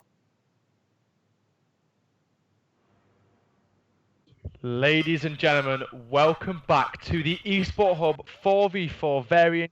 It's now time for the grand finals. My name is Cast Campbell, and joining alongside me is the guy that's been throughout this whole entire tournament night. It's John P, and we are going to be breaking down local versus a team that we're yet to cast in this tournament. We love jetpacks, and that is going to be Bids9, Cryptic, Swift, and Lone Wolf. Obviously, going up against the team local, which we have previously just seen, is to Detain, Niall, Delio, and Brain. And this is probably going to be the best series that we've seen throughout this entire tournament, John. Obviously, we know the guys over on Widow Jetpack, Bids, Cryptic, Swift, Lone Wolf, all guys that are literally inches away from getting into that top tier professional Call of Duty that we were talking about, that separate these two teams. I honestly think that this team, if anyone is going to push Team Local, it probably will be these. Yeah, like you said, Jack, couldn't agree more. I think if anyone has yet to test Team Local, this is going to be the team to do so. And I think the only thing that's kind of holding this We Love Jetpacks team back from kind of pushing on to that next tier, it is kind of the age barrier. That was literally the only thing that kind of separated that in the last Call of Duty and heading into this Call of Duty. But I'm going to jump on board with Bids himself as he looks like he's going to fly towards this hard point, hits the pre-nade, tags that one player up, and he's actually going to go ahead and dip back in towards the hill as Brain finds a two-piece, but one of those players was his own teammate, and just like that is going to be a great start coming out of this Team Local lineup. As actually, no, it's going to be the squad of We Love Jetpacks after Cryptic picks up a two-piece. Yeah, We Love Jetpacks are going to be breaking into the hill now for the entirety of Black Ops 3. If you cast your minds back, Bids9 and Delio always used to have a little bit of a joke with each other on Twitter, always back and forth. Bids9 kind of became a little bit of a meme last game, so I wonder how these two will go up against each other in this new title, Infinite Warfare. Cryptic, though, however, will be inside the hill, just trying to hold it down, waiting for his teammates to assist and push through, and it will be Bids9 that slides through, finds two. Brain is going to be the last player alive for Team Local, but he will end up getting taken down. And so far, it's been a good start from We Love Jetpacks, but however, the rotations are coming in, and it will be Team Local that will be set up first for this one, waiting now to see if We Love Jetpack can break through, and will they start to make this push. Now, it looks like it's going to be led by player number 8. Lone Wolf will be walking with his teammate over towards his right hand side. You're going to see a push come through now as all players are going to fly out. Brain and Nile, though, will be there on the defense and take both of them down. There goes 3. It's all down to Swift. He will take Brain to the grave with him, but he stays alive for now. And he's just going to have to wait for his teammates. He cannot push this by himself. He is aware of that. Every single player on Team Local just waiting for them to push out. He will go by himself. He does get taken down. They are now, however, going to contest. Cryptic slides through. He finds one and Detain. That's going to give me the two-piece. He is able to pick it up. And the last player alive from Team Local will go down. And they will have some control. But it's the rotations we can talk about the most on this map. And it will be Local rotating once again first. But at least We Love Jetpack are going to be able to hold on to that 15-second scrap time. Yeah, some great hold coming out there from this We Love Jetpacks lineup. As the two pieces did go down left, right, and centre, but heading into this hill here, which some people call the money hill, it's so easily held, and you can really rack up a lot of time as it is going to be the team of Local who is in early contention. As you can see those red arrows of We Love Jetpacks spawning out towards that last hardpoint area. As I do believe it is going to be Delio, who does get in the first gunfight, does go down. However, it's going to be Wolf picking up the kill on Detain. As right now, it's still Local somehow in hold of the hill as those blue arrows do start to spawn out. As the spawns do go in favour of We Love Jetpacks. Nice shots coming in from Cryptic and a great start from him as well. There's his his fourth kill consecutively there. He started this one 11-3. Look to see if he maybe plays for those streaks as well, because they could be vitally important, especially going into the next hill. Going to be Lone Wolf and him working together inside this hill. One player pushes through, but Bids will find him. Cryptic pre-fire in the doorway, waiting for one player to slide through, and that player does come, and it's Detain, and he does go down as well. 75 points from those streaks. I'm going to pay attention and keep a close eye on if he can get those rotations once again coming in, but it is We Love Jetpack that has built themselves a lead here. Third time consecutively that we're seeing the rotations go in favour of Team Local, but they're not really done great yet at being able to hold them. Cryptic comes through, and no, he's not going to get the streaks. Nile finds the kill, and it's a big one as well. Stopping the streaks, but also being able to make sure that they hold on to the hill. Swift coming around the back here with the E-Rad. It's Brain as well, who's actually going to be rocking the E-Rad on the team of Local. And Detain will as well, so close quarter gunfights are going to be key for Team Local, especially with those E-Rads in hand. Swift will get caught in no man's land, and now we're going to start to see Team Local bring their way back into this one. We Love Jetpack still having the lead, but Local surely going to close that one up very, very soon. Yeah, and one thing I want to highlight here, Jack, is the E-Rad use. I would say, I don't know if you agree with me, Scorch, one of those more close quarter gunfight maps where you do often see the E-Rad come into play. And I tell you now, Detain, I actually believe he actually switched up to a cable. I did see him pick up a few kills with the E-Rad at one point. As we're going to rotate into this second rotation now, and what was a bit of a lead coming in favour of this We Love Jetpacks lineup has now been brought back to near enough a level playing field, as this Team Local side rather, is trying to break this hard point. Well, we saw We Love Jetpack hold a lot of time on this first hill, normally one that we expect to see quite contested between these two teams, but Bids and Cryptic are going to go and begin to push through, and you can see they fly up in the air. Delio's inside, trying to stay alive, just contest as long as he possibly can, but no, Bids will just go straight through them, finds the third, turns around and finds the fourth. Bids 9 is going to pick up every single player, and he's going to find the Trinity Rocket as well. He's now 100 points away from getting the bombardment, and while that's going on, Swift will be picking up a 2-piece of his own as well.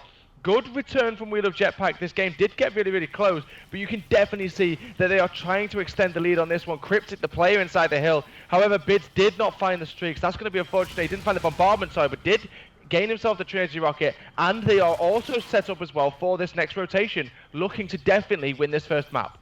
Yeah, right now we love Jetpacks rather really starting to heat up and turn up when it matters in this grand finals. As Swift does find the first kill on Delio, however, he does find the seconds on Detain. Can he find the third? No, it's going to be Brain, who picks up a 2-piece of his own on Swift and Lone Wolf, as Bids does go down to the hands of Niall. The streaks now coming out of Brain, going to push towards this right area. He's got 3 players swarming towards this Scarab. Does find the first, which was Wolf. I'm going to stay on board with Brain, as it looks like him and Detain are going to get in these key gunfights, as Cryptic does find Delio. Brain turns around and snaps on Cryptic. Bids with another 2-piece. How many times have we said this so far? As he's still got those 2 streaks to work with, as he's looking to try and double up, as he snaps on Niall with the headshot. Sit down, Niall. My shot's better than yours. Well, Bids just having a fantastic performance so far. He's close to even more streaks. He will actually end up calling the Scarab in. Maybe see him use this Trinity Rocket as well, because he's only 175 away from another one. But this game is still incredibly close. Even though Bids 9 is having a fantastic performance, picking up 3 pieces, 2 pieces, the lot. Local are now actually about to break the lead here. There is one player coming from behind though. Pay attention to Cryptic. He has the active camera to work with as well, and he will pop it. And now we'll see him begin to push through. There is at least 2 kills to make inside this hill. He finds the first one. His teammates flood in with him as well. But it's going to be Brain that's inside trying to stay alive. 3 players go down. The last player alive will be Detained as he tries to break through. But no, Lone Wolf will find him. And this lead will change once again. It'll go back in favor of Wheel of Jetpack. We said going into this one, John, it was going to be the closest game that I think Local would get out of this entire tournament, and that is kind of living up to it so far. Bids outside the front, his teammates inside the hill, rotations will come in, and I'm paying attention to Cryptic though, because he's pushed up in a very advanced position. However, he will end up getting taken down. But like I said, scrap time goes in favor of Wheel of Jetpack, but it looks like so far the rotation may be in favor of Local. You can see the Tainer's already made it over towards Drill. And he's going to be waiting for these players to push up. He's trying to find the first one, makes the player weak, gets taken down though. And it's going to be once again Wheel of Jetpack breaking through. They've got the man advantage so far if they want to go and break into this hill. Swift is here with the ERAD. He gets taken down. Niall with a 2-piece. Really, he's had a slow start from what we've seen him in the previous series. Maybe he can start to bring this one up. He goes through, and that's his 3rd kill. And just as I say that, he will start to heat up. Yeah, one thing I want to touch on here, Jack, is Lone Wolf. He started off the game really, really slow. We're sitting up near enough double negative throughout the whole start of that rotation, but goes on a 6-point spree there and starting to pull his weight for his team. And we mentioned Bids going off for the squad. 22 and 18, and you got Cryptic as well going 24 and 16. He's trying to urge his team towards this hill to not give up as much scrap time as possible. Oh, Swift. Swift does pick up a lovely 2-piece on a 4-point spree of his own. And you said this was going to be the closest game we got. And right now, this We Love Jetpacks lineup are really looking like the pro team and not the Locals lineup. Yeah, and Swift is carrying on as well. 21 and 14. That's the 5 streak coming in. He's going to find the 6, but it's going to be the assist at least, but it is going to give him those streaks. The Trinity Rocket comes through, and he's only 25 away from the Scorchers. He could look to close out this entire first game if he is able to gain those streaks. Bids is still going off. Cryptic, do not take anything away from him. 27 and 16. But will Swift get those streaks? That's the thing I'm paying attention to. And Local are going to fly in on him as well. He's snaking the head glitch. He finds it. That's full streaks for Swift. 218 to 164. Bid slides through. FTL comes in from Delio as he flies past his head. He gets turned on by Bids 9 though and shut down. Bids is still going. Swift's called streaks in. And now it just looks like they're looking to close this one out, and I think they will do. The streaks have rained in. Bids has positioned himself perfectly. Goes for the 2-piece, won't find it though. Local now trying to fly in, throw bodies inside this hill, but Wheel of Jetpack are just waiting for them. Positioned perfectly. Detain breaks through with a 2-piece though, and it looks like we're going to possibly the last hill of this one. It's a money hill as well, and Wheel of Jetpack are the first team to rotate. Yeah, and right now it looks like it's going to be the We Love Jetpacks team in contention of this hill, trying to close it out on this last hard point right here, right now, as there's going to be just less than 10 seconds needed. As it's all up to this local lineup to put together one big push, and you would say, Jack, it's got to be perfect hard point here if they do decide to break it. But it looks like it's all up to Brain, the last person to possibly contest the hill, and he goes down. And it's going to be We Love Jetpacks taking map number 1 over this local lineup. And we said this was going to be the hardest game that local has run into. And right now, this We Love Jetpacks team looks like to be on a completely different level from them. This series has started off surprisingly the other way. However, we did say that We Love Jetpack is definitely going to be that team that, if anything, will be able to give Team Local the biggest game in terms of actual, this one could be close. The first hard point, more than any of the other game modes, goes in favour of Bids9 and his team. This team is full of players that we are expecting to break into the scene, that we expect to see in the CWL in the years to come, going up against current players who are already there now. And just like that, Niall 19 and 23, Delio 13 and 25. Those two not getting off to a great start, really. But for me, Bids, Swift, and Cryptic all doing fantastic things. And don't take away from Low Wolf the fact that he had 1 minute and 22 inside the hill as well.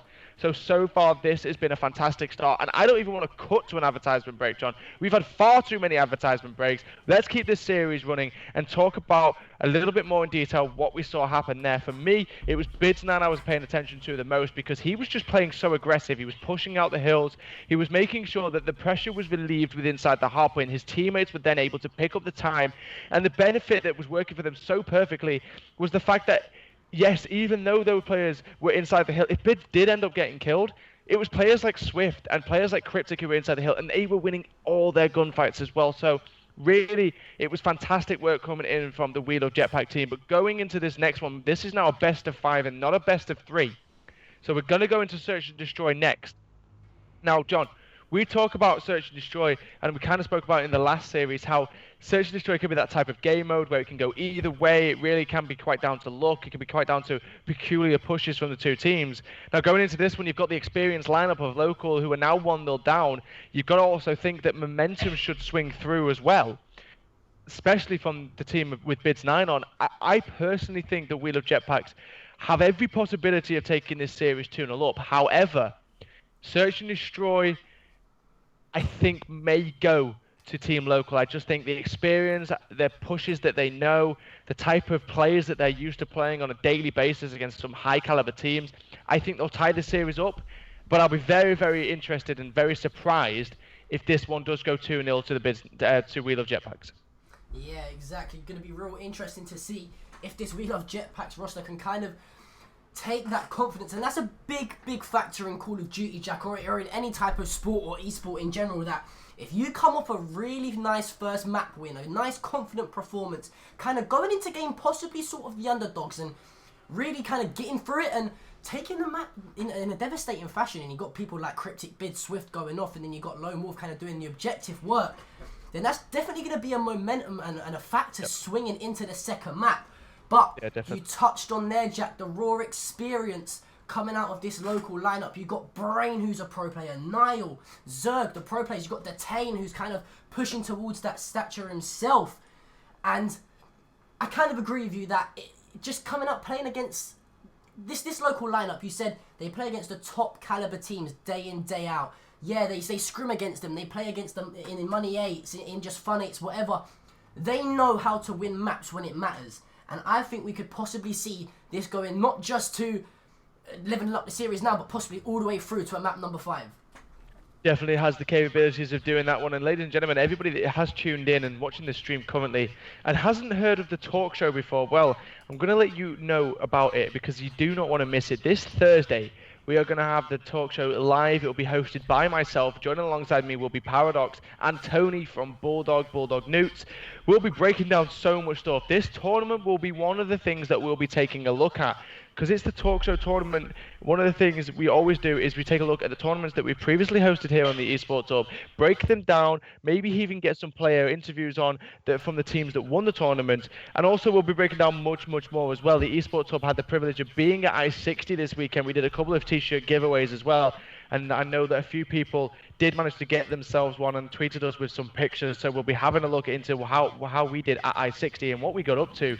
And also we'll be taking a look into Call of Duty World League Season 1, the Global Pro League kicking off very, very soon. We'll be taking a look into that and breaking it down further. But guys, we are ready to start game number 2 here. It's going to be Local versus Wheel of Jetpack. Wheel of Jetpack leading this one 1-0. Are they going to be able to take the Search and Destroy though? That is the question, and we're going to go board with the offensive team to start it off, and it will be Team Local. Yeah, I mean, Jack, really interested to see if this local roster, can kind of pull it back together. We both backed them at the start. It's time to see if they can kind of prove us right and prove why we should be doing this job, if you know what I mean. Yeah. I'm going to kick it off with Brain. I mean, he's a very intelligent player, hence the name, no pun intended. But it looks like this roster is going to go straight down towards this B-bomb site, and the B-bomb site heavily favoured to most teams just because it's bang kind of in the middle of the open, and you kind of got those key power points towards that top scaffolding, towards that top plat. We can kind of get some really nice long-range sights on your Pay attention to Swift. Oh, he's got himself in such a big position there. He will actually find the intro kill on Delio as well. Does get taken down. Sorry for cutting you off. I just had to pay attention to him, see where it was. He was positioning himself. He got through without anybody recognizing him, but Nile did end up finding him in the end. And now it's a 2 versus 2. Cryptic and Lone Wolf going up against Nile and Detain. They know roughly whereabout this Team Local is as well, and I think the bomb plan may be coming in now. Nile has recognized that he was spotted on the bomb, and he will begin to back up. Maybe a rotation towards A might come in, but Detain will find the kill on Cryptic. Now it's a 1 versus 2. Lone Wolf going to go for that B bomb check, find nobody there. And now he can see the bomb is going down on the opposite side of the map. It will be Nile putting that one down, and surely they'll just begin to back up and work with each other here. Yeah, they got the numbers advantage and the bomb down advantage as well. What you kind of want to do is just have one player play around that bomb and the other player just kind of run around the map and just check that there's no way that player can get behind them, as it's all up to Wolf. Currently sitting at 0-0. So has the opportunity to kind of make the hero play for his team right now, as he's in a good position to possibly spot one person. Does spot the second, but he's going to be that player on that back head glitch, which is now going to be putting the shots down and the kill looking to come in. But I like this play here from the local lineup, just showing the experience. No one needed to challenge. Wolf does find the kill and Detain. Some nice shots coming out of him, and I kind of like this play from Wolf, just kind of playing for those streaks, getting the kills as he does manage to stay on the map. However, it's going to be this map, round number 1, in this retaliation, Search and Destroy, going to Team Local. Yeah, I can't believe Lone Wolf actually ended up getting the 2 kills there as well, but obviously the bomb had already been planted, the timer was up, there wasn't enough time to defuse, but at least Lone Wolf found the kills. I mean, you're stopping payloads, you're stopping streaks, and Lone Wolf's now building payloads and building streaks, so it kind of works in his favor. This one goes all the way to round 11. Maybe those 2 kills could be incredibly important, but we've switched sides, and it will be time for Wheel of Jetpack to have the offensive push this time, and already Cryptic is going to get peppered from Delio, who's going to push up towards that top bedroom area. And there's players spread out all over the place. Nile snuck through. He's going to go all the way up towards the enemy's base. And we'll find the kill there. Does get away with his life as well. Delio going to find the kill on Bid. Swift slides through. He's been great with the ERAD so far throughout this entire series. It's going to be a 2 versus 1 though. It's Detain versus Swift. Doesn't miss, and Lone Wolf. And they are both backed up towards that B-bomb site. Neither of them have bomb in hand though, as it is down at the back of the map. I'm not too sure if Detain is aware of that though, as he is just double checking if anyone is around that B-bomb area.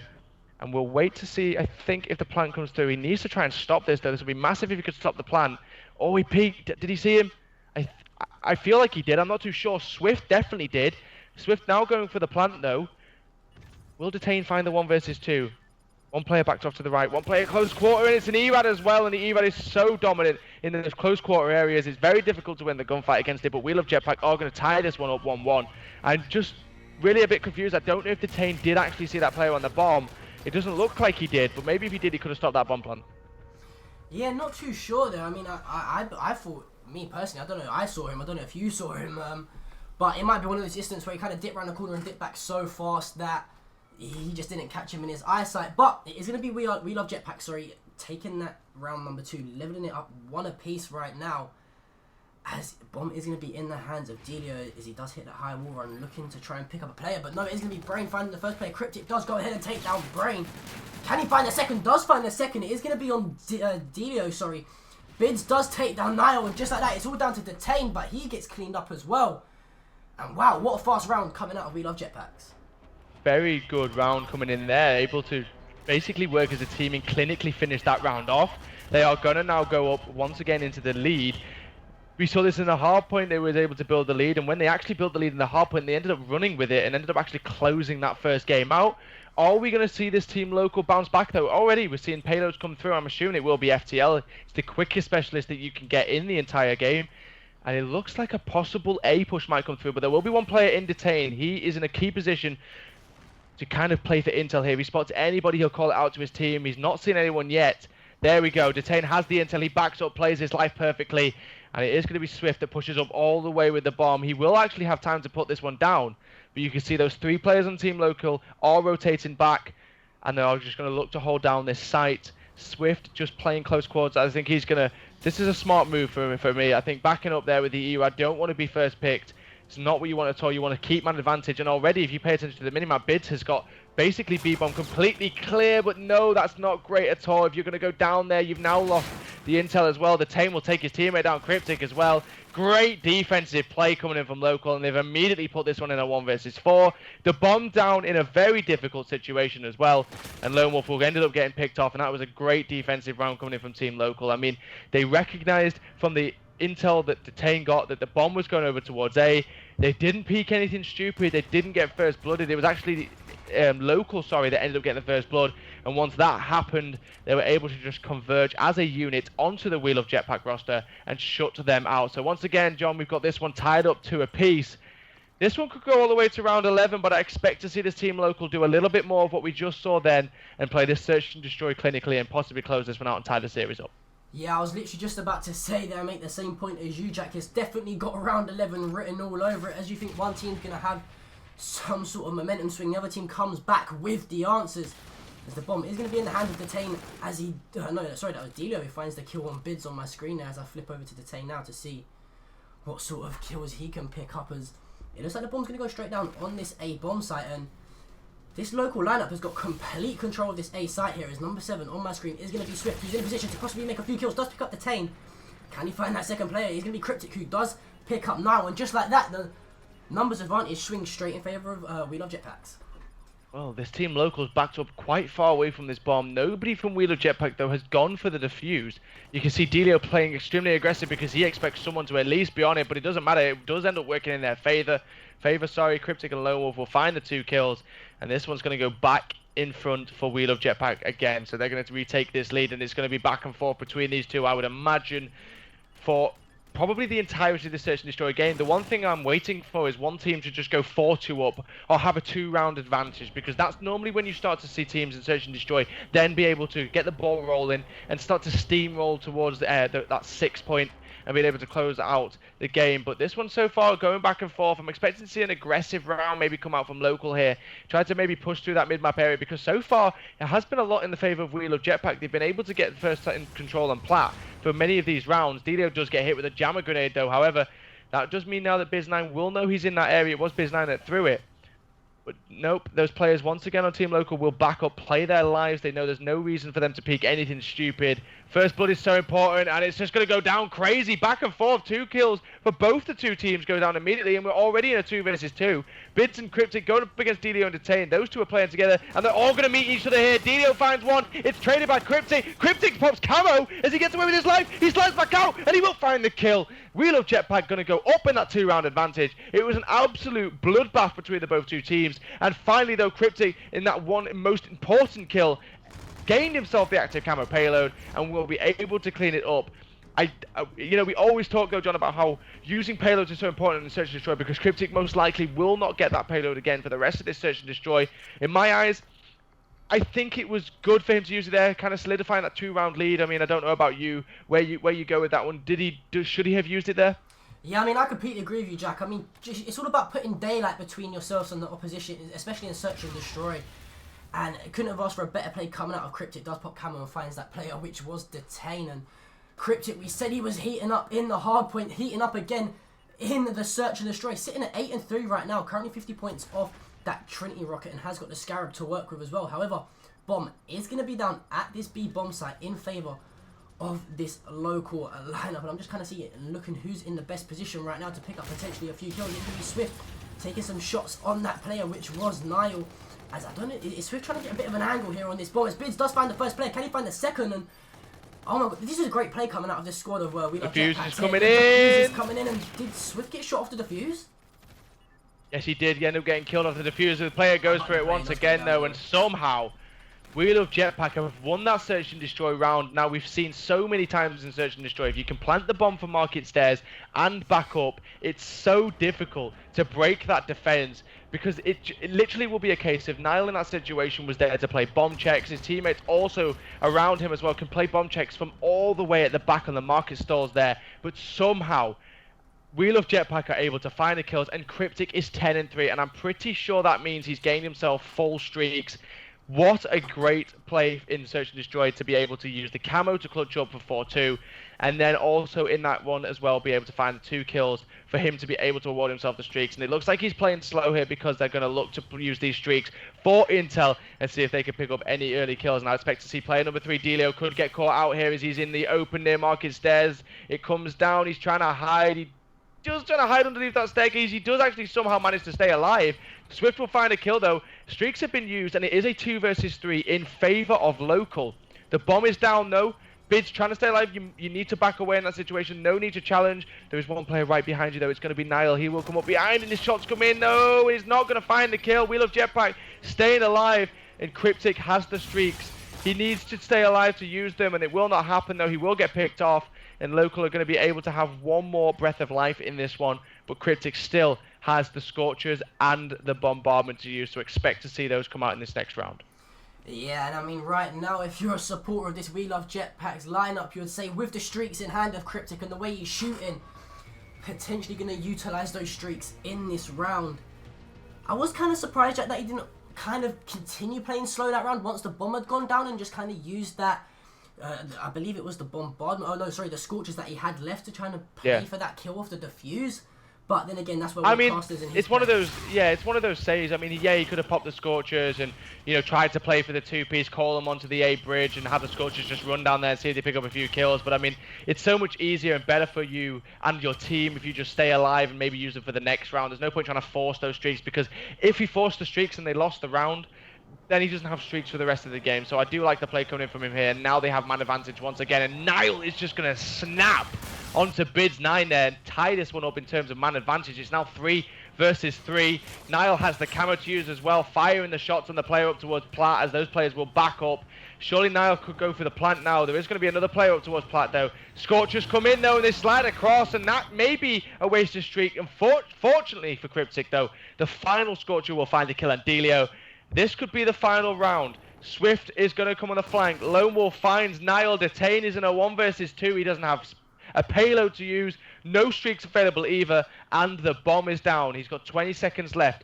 He knows that one player is in bike, but that's the only intel he's got to go off. He's going to find one in bedroom. No, he will lose the gunfight. And Cryptic finishes this game 13-4. He's in your final kill cam as well. And he will pick up this kill here, snaps onto Detain, and what a performance in the Search and Destroy we just saw coming in from Cryptic there.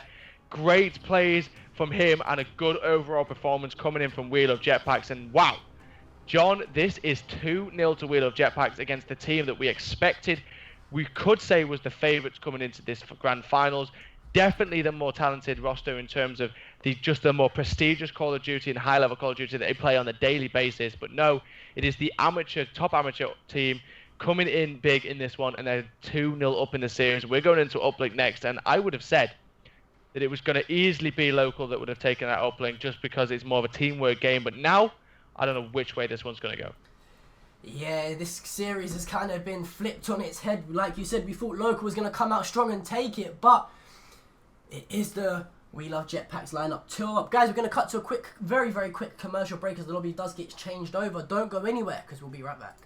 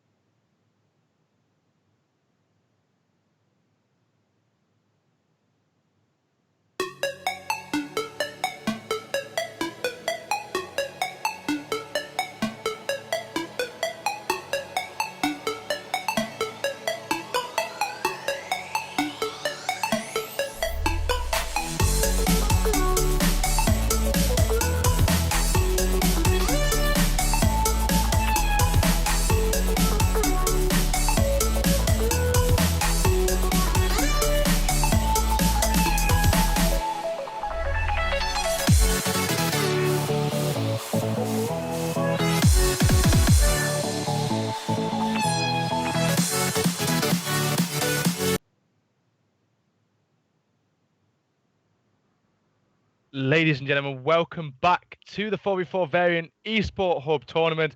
My name is Camwell, and joining alongside me is John P, and we've been breaking down this grand finals for you so far, and we're 2 maps deep.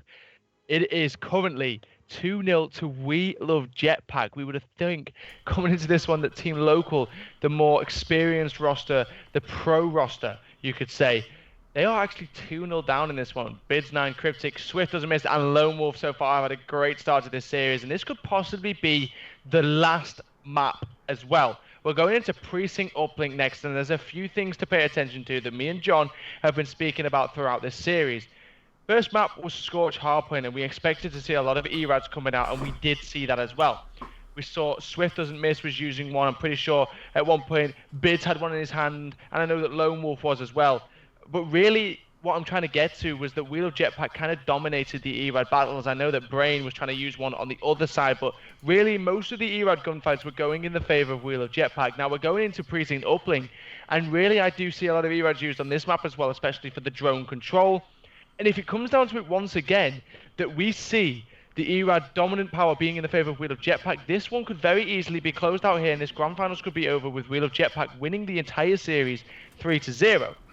However, Team Local, the team that we keep talking about with this talented lineup, with the pro players on their team, they have been in situations like this before. They know how to win maps under pressure. It's what they're paid to do, and it's why they are in the position that they are.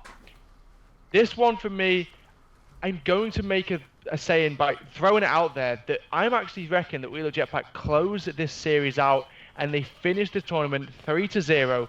John, I'm going to go to you before this one starts. Do you see this one being a 3-0, or are Local going to bring this one back? Yeah, Jack, I completely agree with you there. All I can say is the confidence must be oozing out of this We Love Jetpack's lineup as Bids and the boys are trying to close out here and there. And as I say that, the man himself, Bids, does pick up 2. And just judging off the hardpoint performance and the slaying that came out of this We Love Jetpack's lineup, it just kind of, it took me by surprise a little bit. And then heading into more of an objective-based game mode like Search and Destroy, it really seemed that the team's coordinated pushes were on point, and you combine the two together and you get a game mode like Uplink. So in my mind, Jack, that kind of fits the play style of this We Love Jetpack's lineup as Bids on a 2-point spree now, starting off 5-1, as it looks like it is going to be the lineup of We Love Jetpacks to try and assert some mid-map dominance and get control of this pool. I mean, that's right, Bids9 doing what he does best so far in this entire series. He's had a fantastic start in this one. Cryptic and Swift doesn't miss. Aren't really getting off to the best start, but in terms of pressure, in terms of pushing the drone up, it really has only been Wheel of Jetpack. They've come close, and now they're going to come incredibly close and actually going to succeed as they put the first point on the board in this one. A nice 1-point play comes through. They push through glass as a unit, able to pick up the kills on the defense as well, and then they are able to convert the points. But now it's going to be the return from Local as they're going to start their Slayer power coming through. But no, immediately it's literally just Brain Goat left by himself. Can he pick up a few kills though? We'll have to wait and see. He's just waiting for teammate support, and it looks like they might overextend this one out over towards the right. No, he's going to get picked. Bids will find him. And Bids is kind of the instigating player here, really. The one that's picking up all the important kills. And he's 8-3 currently in this one. Great start from him. Drone kind of stuck in the middle of the map. No one really going for it. Bids has a big gunfight towards his left here. We'll find it. That's another 3 dead, excuse me. And Detain is going to be the last player alive for Team Local. Yeah, it's all on Detain now to kind of stay alive in this mid-map. And both players are trying to snake towards each other. Who's going to come out on top? And it is going to be Detain. And just like that, 3 do go down for the squad of We Love Jetpacks. As finally this Local team are going to see some ball control and surge towards this statue area to try and put some points on the board as 3 go down again. And it's all up to Wolf. Does find 1, does find 2, but Brain takes him down. However, it is going to be Detain putting that 2-point play through as he turns and burns on that player Bids. As it looks like the Local lineup are going to start getting control of this website now. You can see as well as players have begun to spawn out on Wheel of Jetpack over towards the statue side. Detain didn't really realise that till quite late on there. Cryptic, however, drone in hand, trying to forcefully throw that one out towards the left-hand side because Bids was coming from behind on the flank. Bids does find himself 1, but will get taken down. Maybe points could still come on here. However, Wheel of Jetpack are going to try and force through, but no, Detain finds another 2-piece. He's 8-3. That's a 2-streak from him. And now it looks like it's an orange tarp rotation coming through. But here comes the lead blockers. Player number 2, Delio. Player number 4, Brain. They go flying through the air as they find 2. There's going to be the 3rd coming through. The last player alive will be Bids. He is far too away from this one. Actually, he's going to end up stopping it somehow. But Delio is going to finally find the final kill, put it through on the board. And Local are trying to shut me up at this point because I said Wheel of Jetpack were going to come out in this one and look to possibly close it out, but not the case at all. Local are leading 4-1 and they found another 3 kills. They're really turning up in this uplink. Yeah, and Delio sitting on a 4-point spree right now, 150 off that Trinity Rocket. I kind of like the play out of him, just sitting on that point as the squad of Wheel of Jetpacks opt to overextend. They are going to send one player back, and it looks like it's going to be Wolf. However, it's not going to stop Delio putting those points through. Some huge gunfights going down now to stop Fully Streaked out. However, he has earned the Trinity Rocket and the Scorchers. This is for the bombardment, and Delio, can he find the kill? How has Wolf died there as Niall does find the nade on Swift? 6-1 now in favour of Local and Jack. I am not sure how Wolf has just died then. Well, here comes another pass anyway, because Delio is still inside the base. He goes up and through, and finally, he'll get taken down, but it won't be a player from Wheel of Jetpacks that kills him. It will actually end up being his own teammate, but I'm pretty sure Delio won't mind that much because he's got everything. His payload FTL is alive, and so are every single streak. He went absolutely off over towards that end, and now they've started to build a big streak, and now we're starting to see Local do what we expected them to do throughout the entirety of this series, but it's been a bit of a slow start for them, and now they're 8-1 up with 30 seconds remaining on this half. Can they put even more points on the board? This is a very hard one to hit. It does go up and it goes through as well. Delio, more points coming from him. It's 7 consecutive points for his team, and they're 9-1 up. Finally, Wheel of Jetpack are going to have some sort of push coming through, but it's stopped once again by Niall, who's going to find 2 and the beat down as well. That's going to be 3 through for him, and Team Local should be able to get this ball out of their base. Even more points could come on as well. Another one setting up. Detain's going to go for it. He's going to throw it up and over the top there, and it will not go in time. It would have actually sank, but 9-1 will be the score. Local coming out and doing what we expected them to do for the entirety of this series, starting a little bit late, but they could look to take us to possibly a game 5. We will go to Hardpoint next though, and that was the kind of a map that we saw Wheel of Jetpack kind of dominating. But this game isn't over yet because it's still 100% mathematically possible that Wheel of Jetpack can bring it back, but they need to start picking up kills, and very, very quickly. Yeah, and that's one thing I wanted to touch on, Jack. And this looks like a completely different Wheel of Jetpack's lineup than it was in the Hardpoint and Search and Destroys, like in respect to the amount of kills that they get. And you got Swift 3 and 13, man. You got Wolf, yeah, 10 and 13, but you got Cryptic double negative at 6 and 12, and he was one of the players that was really going off in that quicker game mode Hardpoint, picking up the 2 and 3 pieces when he needs to. And if you're going to look at any sort of comeback coming out of the Wheel of Jetpack's lineup, these players have got to really step up and start to pull their own weight, as this could get very messy as the squad of Local finally go 3 dead.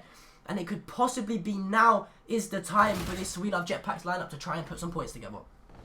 And it's exactly what they need to do. They need to get these points on the board quite quickly, but all the lead blockers go down. Brain finds them all, and even if he did manage to sneak through, Delio's bombardment there, was going to stop them. It does end up taking Brain down, however.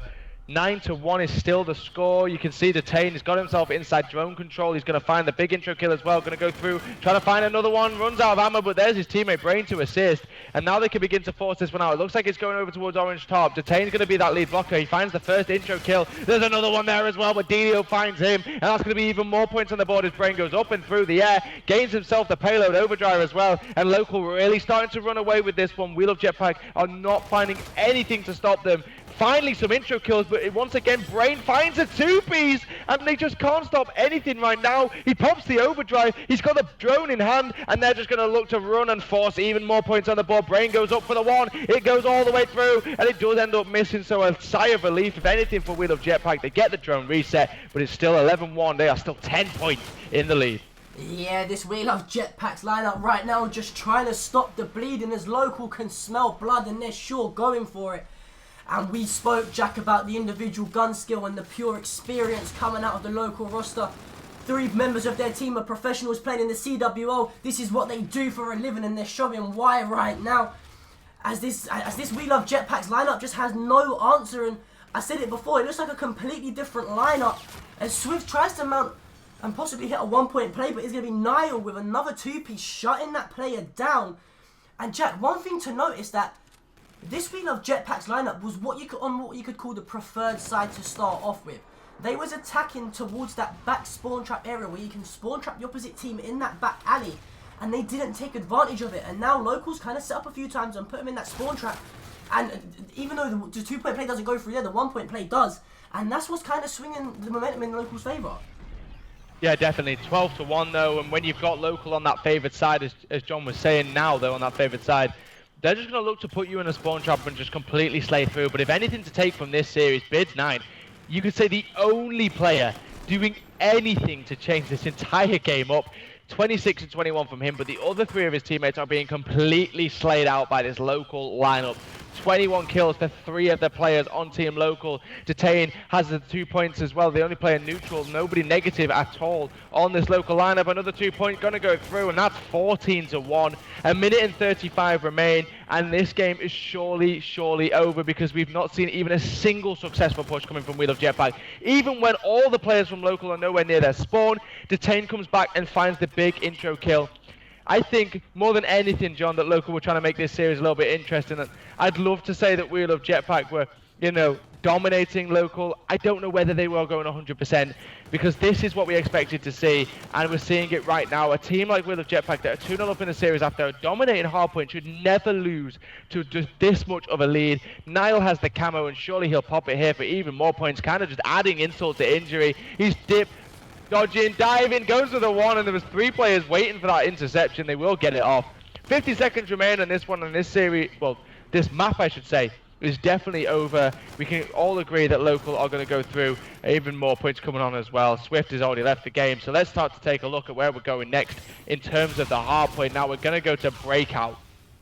And John, we saw this Local lineup play on Breakout against Bray Wyatt, and they looked incredibly dominating. However, the one thing to take away from it, if anything, John, was that Bray Wyatt, throughout that Breakout hardpoint, did have the game quite close, and it was only really towards the end that we saw Local start to dominate and start to kind of put their position on the map. Now, there's every possibility that Wheel of Jetpack can close the series out in the next game if they can come out extremely strong in the hardpoint, and maybe they can close the series out. But now I'm completely back and forth with this entire series. I said Wheel of Jetpack, we're going to close it out in the uplink, and they've been absolutely demolished by the Team Local. Going into this hardpoint now, John, does it change your opinion a little bit? Do you feel that Local may force the game 5, or is that hardpoint, you know, Wheel of Jetpack already won one of them? Are they going to win another one?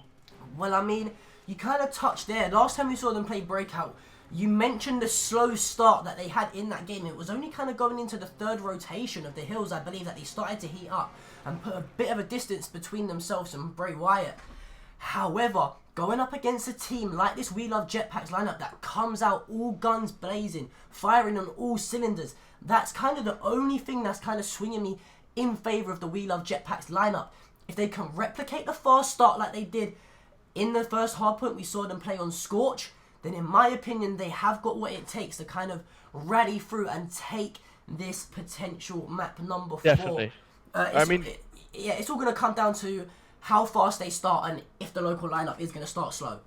Well, here's an interesting question for you then. Obviously, we've got Breakout hardpoint to come first, but I'd expect with the momentum that's going through with Local at the minute, I probably do have to favour Local going into this hardpoint. I do think they might take it. And if that's the case, we go to Throwback Search and Destroy for the Game 5. Now, the first Search and Destroy was quite dominating in the retaliation, the map 2 that we saw by this Wheel of Jetpack team. But going into Throwback Search and Destroy last map, if this one does get tied 2-2 up, do you see the reverse sweep happen? Or is Search and Destroy just that type of game mode where you just don't know what's going to happen, that it could go in favour of Wheel of Jetpack? Well, I mean, after seeing that map number 3, it's kind of blown my predictions out of the water. I'm not too sure. In my opinion, Jack, I'm not too sure if you agree. It's like, at any moment, any team can kind of seize the opportunity to take the map and turn it on its head and swing it in their favour. In my opinion, I feel that if this Local lineup takes this hardpoint in somewhat of a devastating fashion, like they did in that uplink, if it's a ridiculous score, if they put them in the 100-point club, or one player goes off and drops a 40 or 50 bomb, then I can only see that the experience from that lineup taking themselves through into the final map number 5 and coming out on top. But really, I'm really not sure, Jack. I hope for Bids' case that his team decides to turn up, because I saw one person put in the chat that Bids was practically playing 1 versus 4 that map, and at points it did seem so. Not trying to put his team on blast or anything, but you got to really look at those other 3 players and say, guys, you've got to kind of pick up the slaying, especially in a hard point, let alone an uplink, if we're going to stand a chance against these pro players. Well, it's very true. I mean, and one thing to take into consideration as well is like uplink is probably more than any of the game modes in this game that real teamwork, team chemistry type of game mode. And unless you've got all 4 players firing on all cylinders, it's going to be very difficult to kind of work your way into being successful in that specific game mode. But anyway, the rig draft has begun in this game number 4 of the grand finals of the 4v4 variant here, hosted by the Esports Hub. But guys, remember, if you haven't heard of the talk show is something that you guys definitely do not want to miss out on. Hosted by myself, joining alongside me will be Paradox and obviously Tony from Bulldog. And we break down everything that's happening in the Call of Duty scene, this tournament being one of the things that we'll be taking a look at, breaking down, and hopefully, and maybe, getting one of the players that win this tournament on to have a chat about their performance in it. We'll also be taking a look at the Call of Duty World League Season 1 as we're just weeks away from that kicking off. The Global Pro League is going to start, and many more things in the Call of Duty scene we will be talking about. So guys, make sure you don't miss that. Every Thursday, we are live at 8 PM Greenwich Mean Time, and we talk about everything in the Call of Duty scene. So make sure you follow us on Twitter at the Esport Hub, and also make sure you follow myself, Cast_Campbell, and also make sure you follow John P as well. Both of our ats are in the stream. Guys, it's game number 4 between these two fantastic teams. So far, We Love Jetpack started off the series 2-0, taking the hardpoint and the search and destroy. And I've just realised we started off uplink on breakout, and I'm pretty sure uplink ain't a breakout. Breakout doesn't get played in uplink. It's not normally one that I see, so a little bit of a false starter there. We will get the game mode switched to hardpoint, but anyway, guys, we're going to be kicking this one off very, very soon. Now, I want to know, and one thing that we really enjoy doing more than anything here on the Esports Hub is getting everybody in the Twitch chat involved. Now, let us know, does this go to game number 5, and we see local dominate in this hardpoint like we expected them to do throughout the entire series, or We Love Jetpack, Bids9, Lone Wolf, Cryptic, and Swift Doesn't Miss gonna do the unthinkable and close out this series 3-1? Let us know in the chat which way you think this one is gonna go. John, I'm gonna ask you for your prediction on this one. Give me it. Is it gonna be 3-1, or is it gonna go to game 5? Do you know what? I don't want to say that I'm undecided, but I'm gonna go off the first hard point that we saw, and this lineup of We Love Jetpacks really surprised me and shocked me at points that I really wish that Jack kind of had the opportunity to go to like a listening, because at points they were kind of pre-aiming everything, looking as if their communication was extremely on point. So just because of that reason, and the fact that you had Bids going off, Cryptic going off, you had Wolf doing the objective work, as well as Swift putting up the numbers, I'm going to go that it's going to be a 3-1.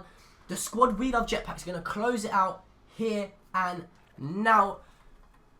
I mean, a little part of me, Jack, does want it to go to round 11, map number 5. I'm not going to lie to you.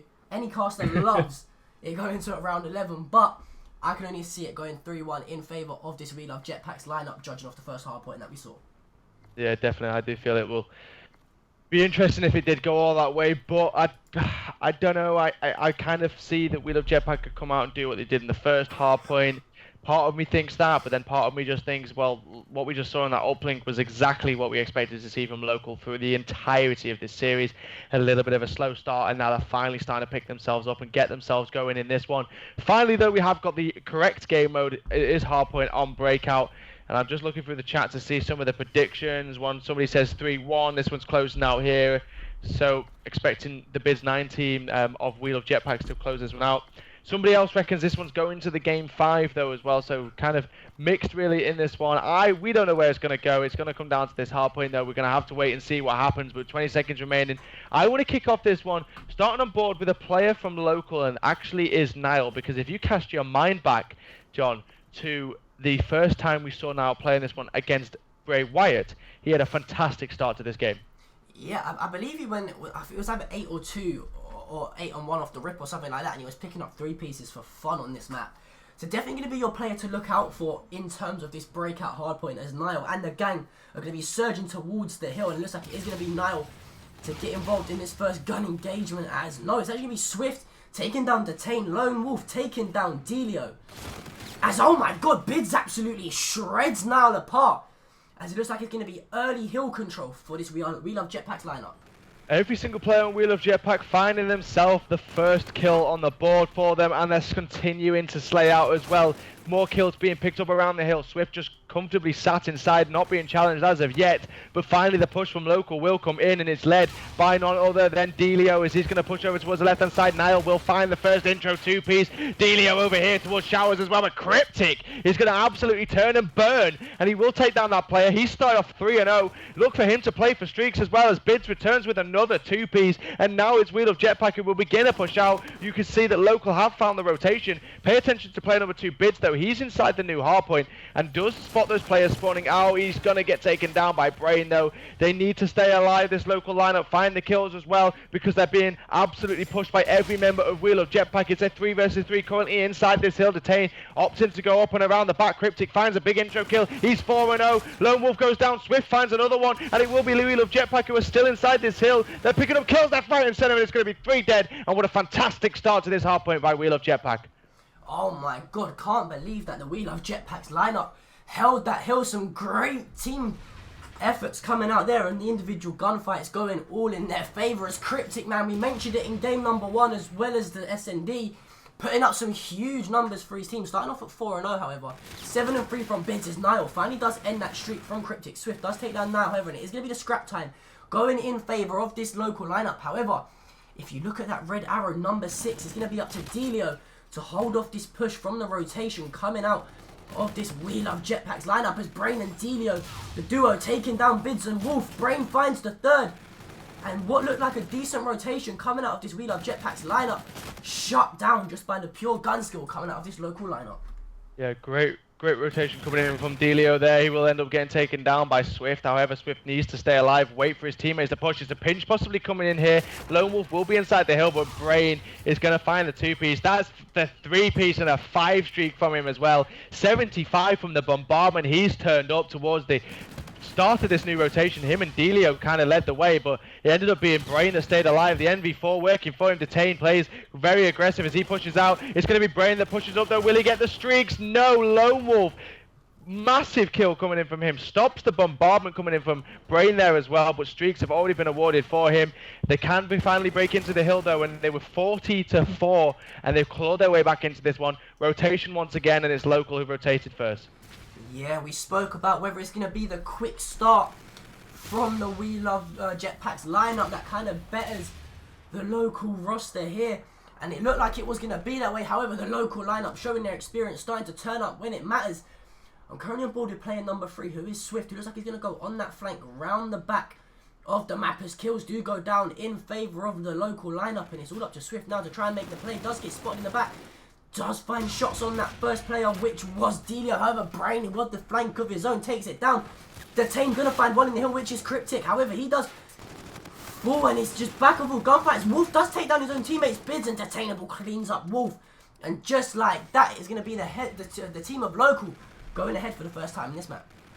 Yeah, Local finding the lead. 95-75 is going to be the score. Nice shots coming in from Niall as he takes down Swift. I'm paying attention to Delio, though. He was playing very aggressive up, and Lone Wolf will find the kill and Detain as well. So mid-map control so far going to go in favour of Wheel of Jetpack. But if Niall can stay alive here, he could work on a perfect pinch. That's not going to happen, though. Swift does find him. And all those players spawn out over towards the other side. Bids inside the hill now. One player trying to hit the outside wall, and with Delio, he's found by Lone Wolf. Swift finds his kill as well. And Wheel of Jetpack looking to try and tie this one up. It's such a fantastic kill in the hill that we're going to after this one. Bids still inside, yet to be contested. He's the last player alive near the hill, though. Actually, sorry, got support from Swift underneath. Detain finds the kill on Bids, though. Swift just trying to do anything to stay alive. It looks like he might get pushed out here as well. He's going to find the shots on, somehow still alive. The nade comes in, that'll take him down. Niall breaks through. Delio finds the other kill, and finally Local are going to have control of this hill. Yeah, and Local looking to grab this scrap time to put a little bit of daylight. If they do take all this scrap time, it is going to be around a 30-point lead going into that next hill. But however, Campbell, in the first rotation, the first time we saw this second hard point, it was the squad of Wheel of Jetpacks all over it. And in my opinion, if this Local lineup can kind of replicate what their opposition did in this hill, and possibly take 40 so seconds away from the Wheel of Jetpacks lineup, as it's going to be 3 dead for the Wheel of Jetpacks lineup, I can see Local really turning this game on its head and making it ugly. And it looks like that might be the case because Detain's inside the hill. He's found himself an intro kill already. And his teammates are coming from that wall area to assist. Bids9 going to try and stop that one. Lone Wolf finds the kill on Nile as well. Delio looking to go up and over, come around the back here. But no, he'll be met on the wall run by Cryptic and he gets taken down. However, I thought for a second that that was going to go completely in the favor of Local, but not the case at all. It's retaken by Wheel of Jetpack. They love every single second of hill time they can get on this specific hill. Once again, though, pay attention to player number 6, which is Dido, because he's begun rotations. And last time he was here, him and his teammate, Brain, were able to hold this for a very long time. They were able to hold the rotation, but it looks like a mid-map push led by, I think that's Cryptic coming through. He's going to slide through all the way, finds the intro kill on Detain. One more player to the right-hand side as well. Lone Wolf finds him. Great push through mid-map. Possibly a pinch could come in here as well, because there will be one player, Bids9, who's kind of late flanking, and that's going to work in his favor as well. He's almost going to get spun on by Detain, but he does find the kill. Nile, last player alive from Local to try and stop anything. Perfectly positioned himself to play his life, will go for the challenge eventually. He goes in by himself, and eventually he will get taken down, and it's back in the favor of Wheel of Jetpack. But here come the streaks from Brain. We saw him get them earlier. He calls them in. He finds Swift. Now the players are all going to meet each other. Trinity Rocky from Lone Wolf, though, and he just returns the favor. He says, your bombardment does nothing at all. I'm also on an 8 streak. He's got the Scorchers, and he's 25 from a bombardment of his own. Yeah, Lone Wolf really turning up. He had a bit of a tough game, number 3 in the uplink. Struggled a little bit to keep up in the kill column, but showing it was just a bad map. Like you said, 8-point spree. Scorcher in the back pocket, looking to work towards those bombardments as he, as well as his teammate Bids, are going to hit the rotation. The gunfight's all going to go down here, and he's going to find Delio to earn that streak. Can't turn on burn on Brain, however. 20-point lead in favour of this We Love Jetpacks lineup going into this 4th hardpoint on the 3rd rotation, as the streaks are going to come in favour of Lone Wolf and potentially going to pick up another couple kills here. Can he find any with the streaks? No. Forces Brain, however, to jump off the map. Does pick up Nile.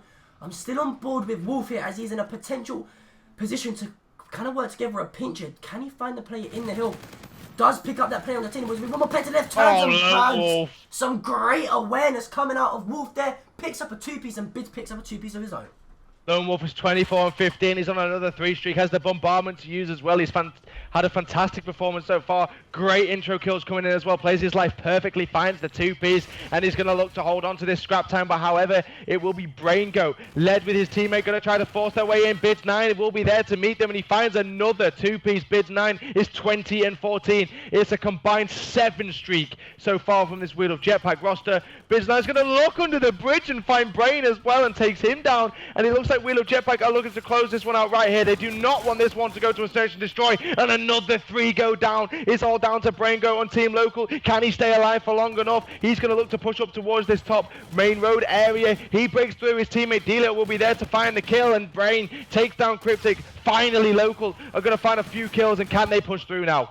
Yeah, it's all up to the boys from Local to try and force the break on this hardpoint. And one thing to say, Jack, is they're kind of fortunate that this hardpoint is the middle hardpoint, a very heavily contested hill. And as I say that, the streaks, I believe, are coming out in favour, and I believe that was Wolf, who's still got the bombardment to work with as well. And if you was Wolfie, would you opt to save these streaks going into the next rotation? Definitely. I think as well, you've got to think we're going into that hill once again that we've seen Wheel of Jetpack have so much control over for the entirety of this one, but Nile's going to start slaying people out and making sure they spawn as far away from this new hill as possible. You can see how aggressive Nile is here, and that bombardment as well is not going to do a great deal of impact on a hill like this, which is enclosed inside. So expect maybe to see that bombardment come out on the next hill after this one, but they need to contest at least, because Local are going to rack up a lot of time on this one. Otherwise, Nile coming around on the flank. He will find the kill on Lone Wolf with the assist of Delio. Delio trying to stay alive inside. Nile, the only player, as all those players from Wheel of Jetpack are going to come from around the back, and Cryptic once again finds another 2-piece, a player that's been so impactful in this entire series. They're trying to contest for as long as possible. A bombardment is coming in though, and it is actually going to be Lone Wolf who uses it. Quite surprisingly there. He does find the 2-piece, and Detain returns with another one of his own, and Local take control once again. I don't agree with Lone Wolf using that bombardment there, though. We're going to go into a hill where it would have been more useful to use it, and if Detain, who is currently on a 4 streak, can get this Trinity rocket, they could close this game out in the next hill and take us to a search and destroy.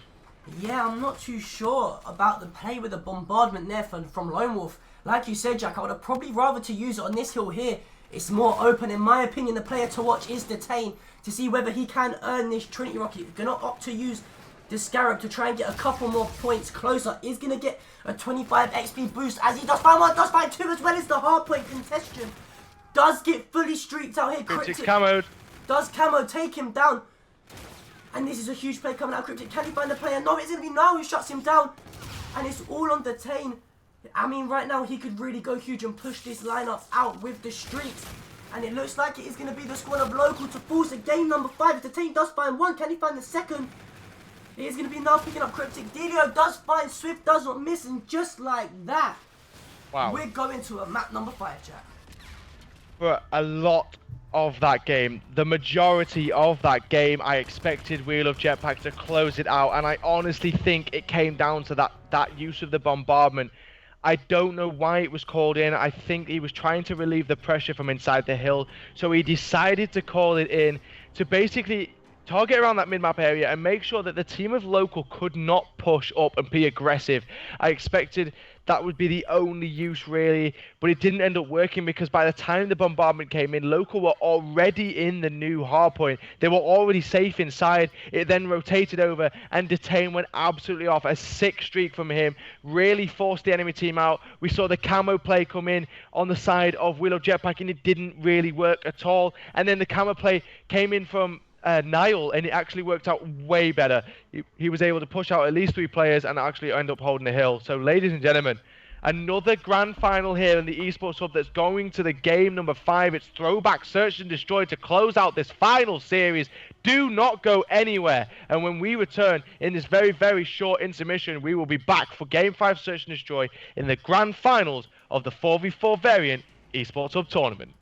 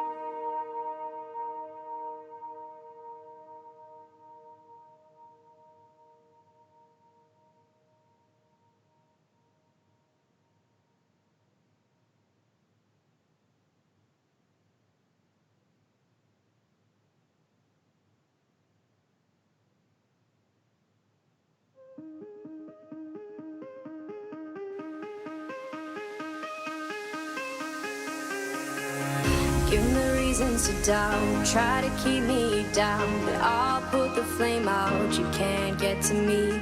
Throw your sticks and your stones, go break all of my bones. You won't ache my soul, you can't get to me. And there is no barricade that I can tear away. Shoot me down, go fire away, away. But I'm a heavyweight, I'm a heavyweight, I'm a heavyweight, I'm a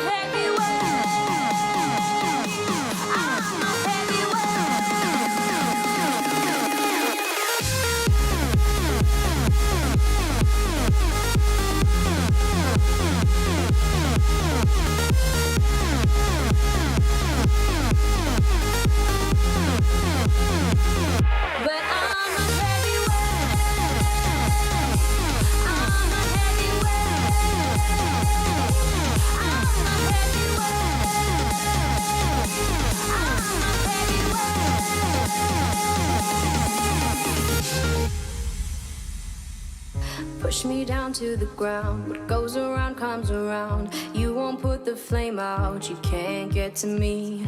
Say what you wanna say, go take it all away. But I'm here to stay, no you can't get to me.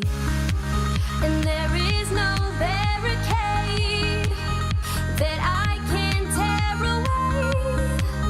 Shoot me down, go fire away, away. But I'm a heavyweight, I'm a heavyweight, I'm a heavyweight, I'm a heavyweight. But I'm a heavyweight, I'm a heavyweight,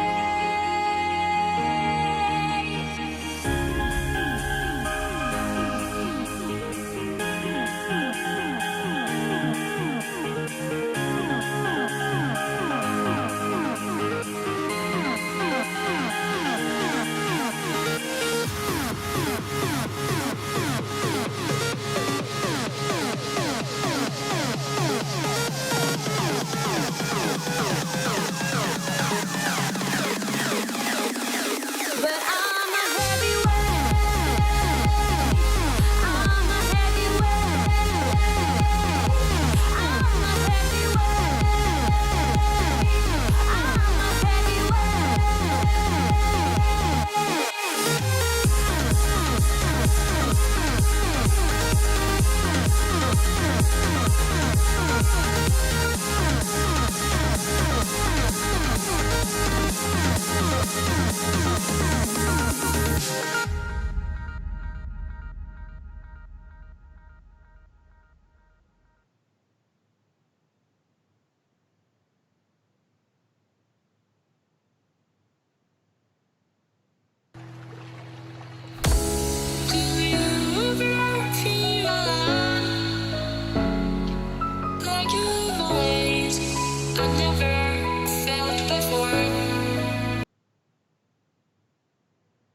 Ladies and gentlemen, welcome to the 4v4 variant hosted here by the Esports Hub.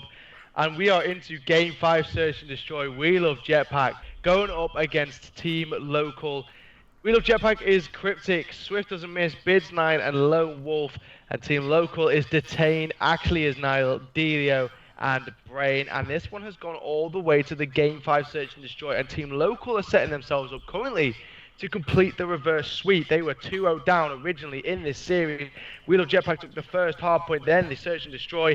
But then we saw in the uplink Team Local bounce back and do what we expected them to do through the entire series with a dominating 16-2 on Precinct uplink. It then went into game number 4, breakout hardpoint, an incredibly close one, 250-220, and Team Local took that one as well. And now we're here at the final destination for this series, and it's Throwback Search and Destroy. My name is Campbell, and joining alongside me is John P. He's been casting throughout this entire tournament with me, and I'm going to jump straight onto him and give him and ask him for a prediction going into this game 5. John, we've seen Wheel of Jetpack come so close in that hardpoint to closing out the series, but just towards the end, the experience prevailed for Team Local. But who is taking this Search and Destroy for you? Yeah, just touching off your last point, I'm going to go with the fact that this local side have got the experience. They've been here, they've done it before, they're professionals for a reason. I'm going to go with the team of Local. And in my opinion, they're going to take it in a dominating fashion, possibly like a 6-2 or 6-1. In my opinion, it's going to be Cryptic, however, the bomb carrier, and he's going to find some shots towards the middle of the map. I believe that player was Nile, as player number 3 here, Bids, is going to get in the first gunfight. And just before I switch on to him, it's going to be Nile who takes him down, and an early numbers advantage rather in favour of Local. I'm on board with Cryptic here, who is playing quite far back, does have the bomb in hand, but like you said, man advantage is in favour of Team Local, and they're actually going to make that a little bit easy for themselves as well. It's now a 3 versus 2, Cryptic goes down, it's down to Lone Wolf, seeing if he can stay alive. He's going to fire shots off, not going to complete the kill, and as he tries to run away with his life, he will get taken down. So great start so far for Team Local. Delio's going to find himself 2 kills off the bat, and what an aggressive push up from the bombs like this was, you can see here in the final kill comes somehow bending those bullets around the wall, I think, a little bit, but still going to find the kill there. Great start from Team Local. We Love Jetpack, you can see, trying to work that A bomb site, but just weren't able to pick up the kills and eventually allowed the floodgates to open, and Delio just went into the open space and took the first round for them. But we've switched sides, and it's now Team Local's time to attack, and Niall's going to go so aggressively here and immediately put the bomb down at A. Yeah, Delio with a nice start, starting off at 2-0. Niall when detained, picking up the other kills as now, however, does fall brain trades that kill out with Cryptic, but does get traded out himself by the hands of Swift. Now it is a 3 versus 1 situation. It's all up to Detain. Gonna jump on board with him to see if he can work some magic and possibly pick up these 3 kills. But yeah, the defuse is gonna come in either way. Wolf does pick him up, and just like that, it's gonna be the squad of We Love Jetpacks leveling up 1-1. Great work coming in from them. They were able to find the kills towards the middle of the map, and Swift doesn't miss. I mean, he hopped the bomb. He was ready for the defuse, and that player number 5 on Team Local, was trying to rotate around and just stop that player from defusing. But in the process of that happening, he got picked up towards the middle of the map. And like you said, John, this one is tied up 1 apiece. Now remember, cast your minds back to the game 2 between these 2 teams. It was back and forth until it went to 4-2 in favour of We Love Jetpack. So the first team I was kind of paying attention to, whichever team could really have that 2-round advantage, I expected to win it, and it was the case. So pay attention to this one, kind of look for a similar thing. Which of these 2 teams is going to have that 2-round advantage should close it out. And so this one already kicking off. We Love Jetpack going to have that man advantage. Cryptic will drop though, and it's tied back up to 3 versus 3. The bomb is down in a bit of an awkward situation as well, an awkward place. I don't know if Team Local are aware of that yet. Detain finds the kill on Bids 9.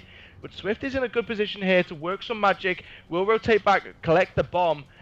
I don't think anybody on Team Local has found him do that. He could opt to put this bomb down, but his teammate is quite far away from him there. It's going to be Lone Wolf all the way, really ironically, Lone Wolf by himself over towards that mid-map area. And Swift has got 3 players from Team Local to deal with, and he could get caught plans in here as well. If one player goes for the bomb check, they're going to find it, they take him down, and it's all down to Lone Wolf, who was nowhere near his teammates whatsoever, and therefore will not be able to trade this one. However, 25 seconds remaining. Lone Wolf's in a 1 versus 3. They know where their bomb is. This one is stacked against Lone Wolf right now.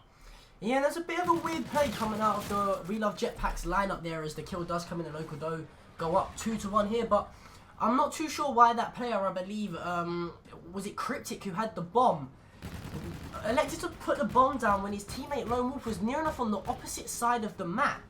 You had the 3 players around him, the kill does go down, and just like that, the round goes in favour of Local. It's a bit of a, I didn't really understand that play there, Jack. Yeah, and just for Hallie, by the way, in the chat, Hallie, the talk show is on Thursday, and I've now asked for it, and you've now had it delivered. So that's right, the talk show will be on Thursday. Make sure you don't miss it. I'd love to see if you can be one of the people that's actually going to be joining us in the chat for the talk show. You've got the link there. Make sure you come and tune in. We'll be covering this tournament, and for anybody else that's interested in the talk show, we're covering this tournament, and also we will be looking into the Call of Duty CWL League, and that one will be kicking off. But anyway, back to the game, and the matter in hand is 2-1 in favour of Team Local. They have 3 players live, so do We Love Jetpack. The bomb is down though, and you can see those players on Local have backed up. You can see Detain finds the first kill. Cryptic trades it out. It's a 2 versus 2. Cryptic with the 2-piece though, and it's going to be Braingo left by himself towards the top tickets area. Finds the kill on Cryptic. It's a 1 versus 1. It's Lone Wolf again left by himself. He is just waiting. Braingo with the patience though, and he's going to get the kill, but not enough time for the defuse. As just like that, they're going to be able to get that round on the board. Local 3-1 up. Yeah, although Wolf does find the kill, the ticker just running out of time. And you mentioned, Jack, it's going to be up to whichever team does get the 2-round advantage, and it looks like it's going to be Local to do so. And from here, Jack, can you only see one result coming out of this? Well, I did say you've got to pay attention to the team that's going to go up in the 2-round advantage. And remember, guys, as well, if Local do win this Search and Destroy, it's a complete and utter reverse sweep. They would have taken the last 3 games, and been able to win this series. But anyway, don't take anything away from We Love Jetpack. They won the first Search and Destroy, and they're going to look to put this one down over towards A. But pay attention to player number 6 and player number 7. That's Niall and Delio. They're working on a flank. And you can see that Swift is looking for that one, but the first kill will come in from Brain. That's going to be the Scarab that finds Bids. Already man advantage in favour of Local. They're looking to close this one out. Swift is going to find 2 players behind him as well when he rotates back here. 1 player in Detain is just going to go out the window, and he will find the kill. It's a 1 versus 3 now. He's pinned in a corner, and Local are really starting to run away with this one. Yeah, it's starting to get ugly here, Jack, and just the individual gun skill coming out of this Local lineup. And look at Brain, man. Showing up when he needs to. 7-2 for the Local lineup. 4-1 lead now. And like you said, this is going to get really ugly really quick. Local just 2 rounds away from taking this grand final series. So let's take a look at the scoreboard. Brain 7-2, Delio 3-2. So great start from Brain, but you've got to pay attention as well. We're getting into the later rounds of this Search and Destroy, so soon payloads will start to come in. Now, what is the payload that Niall's running? It's going to be active camo. He's close to that one. Brain as well, the guy that's going off, is close to a Centurion. That is a big, impactful specialist, especially if you can put the bomb down. And Bids is just going to snap on Brain, taking him out of the game. Man advantage for the first time in favour of We Love Jetpack, and immediately it's traded back as Delio finds the kill on Bids with the flechette grenade there. And it looks like that Niall may opt to go for a rotation, push this one all the way through to B. Player number 5 is going to be Detained, and he's just waiting for the late flank coming in, and that's exactly what We Love Jetpack are going to do. But no, Lone Wolf will find the kill. Niall and Delio in the 2 versus 3. They do have the possibility of putting the bomb down at B, but we can see that here in the Codcast screen. They don't necessarily know that, and it's going to be man advantage this time in favour of We Love Jetpack. Niall does find the first intro kill, but he's got Cryptic and Swift to find if he wants to close this round out and take it to 5-1. Yeah, and I mean, Niall's in a pretty decent position to do so, set up by that lemon area. However, the bait and switch coming out in favour of this We Love Jetpack's lineup, and finally, after 3 consecutive rounds for this Local lineup, getting a round on the board, as it is going to be Swift there in your final kill cam. Taking down now, and is this round here, Jack, is this going to be the momentum swing that this We Love Jetpack's lineup need? I mean, I would love to say that it is, but I just think this team Local, it's just a kind of a little round that they've just given away there. I mean, We Love Jetpack were working together quite well there, and they were able to close the round out, but I do still think that Local are kind of the upper hand team in this one. Definitely looking like the stronger Search and Destroy squad, especially in this Game 5, which is quite surprising with what we saw in Game 2, but very slow round for both of these 2 teams, not wanting to give any first bloods away. And Brain 8-3 now. Fantastic performance from him. He finds another kill, and it is actually going to be a very important one as well. It's the first blood as Lone Wolf drops. You can see that rotating over towards that B-bomb area. Maybe the bomb will go down in a second. It's Cryptic who is going to opt to put that one down, and eventually the rotations will come in. They know there's nobody over at A. Delio only a kill away from that specialist, and so is Brain as well. And now they're going to work as a unit. They've trapped every member inside that barn area. Now the players come through. Detain. Delio going to find 2 kills. Bids, you're the last player alive. And another nade kill from Delio finds Bids. And Local leave themselves 1 round away from closing out this long series that we have had going on here. Do they win this tournament? They are 5-2 up. We Love Jetpack just not finding anything in this final Search and Destroy game. Yeah, and this We Love Jetpack's lineup has to play perfect Search and Destroy, you would say, Jack, from here on. As you see there, Delio with the nice nade coming in on Bids. As it's 5-2 now in favour of Local. They're looking to close out here and there, and I can only see one result coming out of this. I believe that they are going to close out, and my player to watch this round is definitely going to be Brain, as he's 8-3 right now, looking to continue this onslaught. This is the first time that We Love Jetpack have actually been quite aggressive in stopping Niall from just putting this bomb down straight away, which he's been able to do for most of the rounds. Lone Wolf at least will find the first blood, and then Swift is going to find a kill as well. So great start to the round when We Love Jetpack play aggressively they definitely look like a team that can take these rounds of search and destroy. It's all down to Delio, and he gets taken down as well. And this one's 5-3 Wheel of Jetpack, trying to find a little bit of life inside them, trying to bring their way back into this one. And you can see here in your final kill cam, it's Lone Wolf who's going to find the kill, and Delio takes him down. And this one, like I said, is 5-3. And pay attention to the way that Wheel of Jetpack play, because when they play aggressively, they definitely have more of a chance of taking the rounds. Niall, for 2 of the previous rounds, was able to put the bomb down at A quite easily. This time they forced him back. But like I said, payloads are going to be important, and they're coming in now. And Delio has the FTL, and so does Swift, who will use it more effectively, though. Niall has pushed up towards the mid-map area. Is the bomb going down? I think it is. No, not just yet, but now it will do. Lone Wolf will find the first blood. It's traded out by Detain.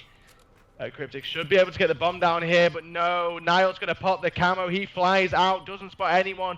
Going to back up towards that bus area. You can see both the players on Wheel of Jetpack. They've backed up. Cryptic knows there's one back bus. He's stuck in a corner, though. He's going to get peppered by shots from everywhere. Lone Wolf finds the kill somehow. Cryptic's still alive. He goes up. He takes that one. He pops the camo. He's going to surely find this kill as well. He goes up in the air. The player slides away. And he finds the kill. Fortunately for Wheel of Jetpack, they're going to find that kill, and it's 5-4. That was probably the most insane 30 seconds of search and destroy I've ever seen. Cryptic coming in clutch with that camo as he does find the kill on Detain to clutch that 2 versus 1. And Jack, are we going to see a potential 5-2 comeback here in favour of this We Love Jetpacks lineup? When it was at 5-2, we said local were going to take it. There's no way, there's no chance that they possibly could come back. But looking to prove us wrong, as they are just one round away. A few things to pay attention to as well, John. The fact that Niall and Delio both used their specialists in that last round, so they will not have active camo and FTL for the entirety of this search and destroy game. There's no way they're going to get those with only 3 rounds remaining in this possible game. Pay attention though, Swift does have the FTL. Lone Wolf does have the Centurion up as well. Cryptic used the camo, so that one's gone, but they're going to come around on the flank, and it looks like a 4-man stack's going to be over here, as it will be local that put the bomb down, and now 40 seconds decides whether this one gets won by local, or we go to around 11. Cryptic going to be using that Scarab as intel as he pushes through, spots one towards the left-hand side, will not confirm the kill, but pushes up enough for his teammates to go all the way through. You can see Lone Wolf finds the first blood. It's going to be Swift who's trying to find the kill inside Barn. Is anyone going to hop the bomb? That's the question. Bids trades it out, and it's going to be Brain. You're the only player left alive for this team. Local, can you clutch up? Swift has already started the defuse, and he's going to be Brain. Can he stop the defuse coming in? He does jump out. He stops it, and with 10 seconds remaining, Brain is going to find the final kill, but will Cryptic hop the bomb in time? Yes, he will, and he will also get himself the Trinity Rocket and the Scorchers for round 11. That was a crazy 1 versus 3 clutch there, coming in from Brain. And I mean, I kind of understand the fact that Cryptic, not Cryptic, sorry, whoever that player was that jumped on the bomb straight away. I understand the fact that they wanted to kind of hop on the bomb straight away, but I'd rather than play for the kill. However, takes the chance, it works out in their favour. Round 11. Okay. Search and destroy, Jack. We've got 2 streaks in favour of Cryptic. You've got the Trinity Rocket and the Scorcher just flicking through. You've got the FTL for Swift as well as the Centurion from Brain. Who's in your favour? Okay, so Lone Wolf has put the Centurion down in a great position. It's going to be an aggressive round coming in, though. You can see they stacked that mid-map area. The Trinity Rocket comes in as well. Now, is that finding anybody? If anything, it's intel. It's not going to find anybody, though. They know that there's a few players top tickets, and it is a 3 versus 3. Which way this one going to go, though? Cryptic towards the back. He needs to stay alive because he has the Scorchers as well to use. Player number 3, Bids 9, playing quite aggressively, pushing up those 2 players still alive in that top tickets area. Brain goes backed up as well. He's got that Centurion to use. Nobody wants to die. Bids finds a 2-piece as he's going to intro kill into this one. And Cryptic will find the final kill with the Scorchers. And just like that, Wheel of Jetpack are going to close this search and destroy game out. Bids with the big 2-piece. And the final kill in your kill count is going to be that Scorchers from Cryptic. What a search and destroy comeback. They were 5-2 down, and they bring it back to win 6-5. What a crazy comeback there. The boys from We Love Jetpack showing that they choked the last 2 maps. However, they're not going to choke the SND. A 5-2 comeback. Guys, it's been a great tournament. Thank you very much, the Esports Hub, for having me back on. Jack, I mean, that's the type of series you want to be casting in the Grand Finals. I mean, this is the same way it happened in the other tournament that we had. It went all the way to game 5 round 11. And this one has lived up to it again. It was looking like the reverse sweep was going to come through. Local won the previous 2 maps. It tied the series up 2-2. It went in to the final search and destroy, and they were 5-2 up. They were so close to closing out that reverse sweep, but what great performance coming in from Wheel of Jetpacks. And ladies and gentlemen, they win the grand finals of the Esports Hub 4v4 variant. We peaked over 170 viewers in this whole entire stream for the tournament tonight, and we can't thank you guys enough for joining in.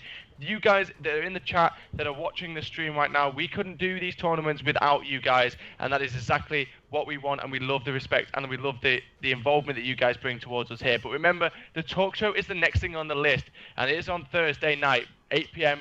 Greenwich Mean Time, hosted by myself. Joining alongside me will be Paradox and obviously Tony from Bulldog, and we will be talking about this tournament. We will also be taking a look into the Call of Duty World League Season 1 as the Global Pro League kicks off, and other things in the Call of Duty scene that you guys do not want to miss. John, I can't thank you enough for joining me alongside here to break down everything that happened in this grand finals.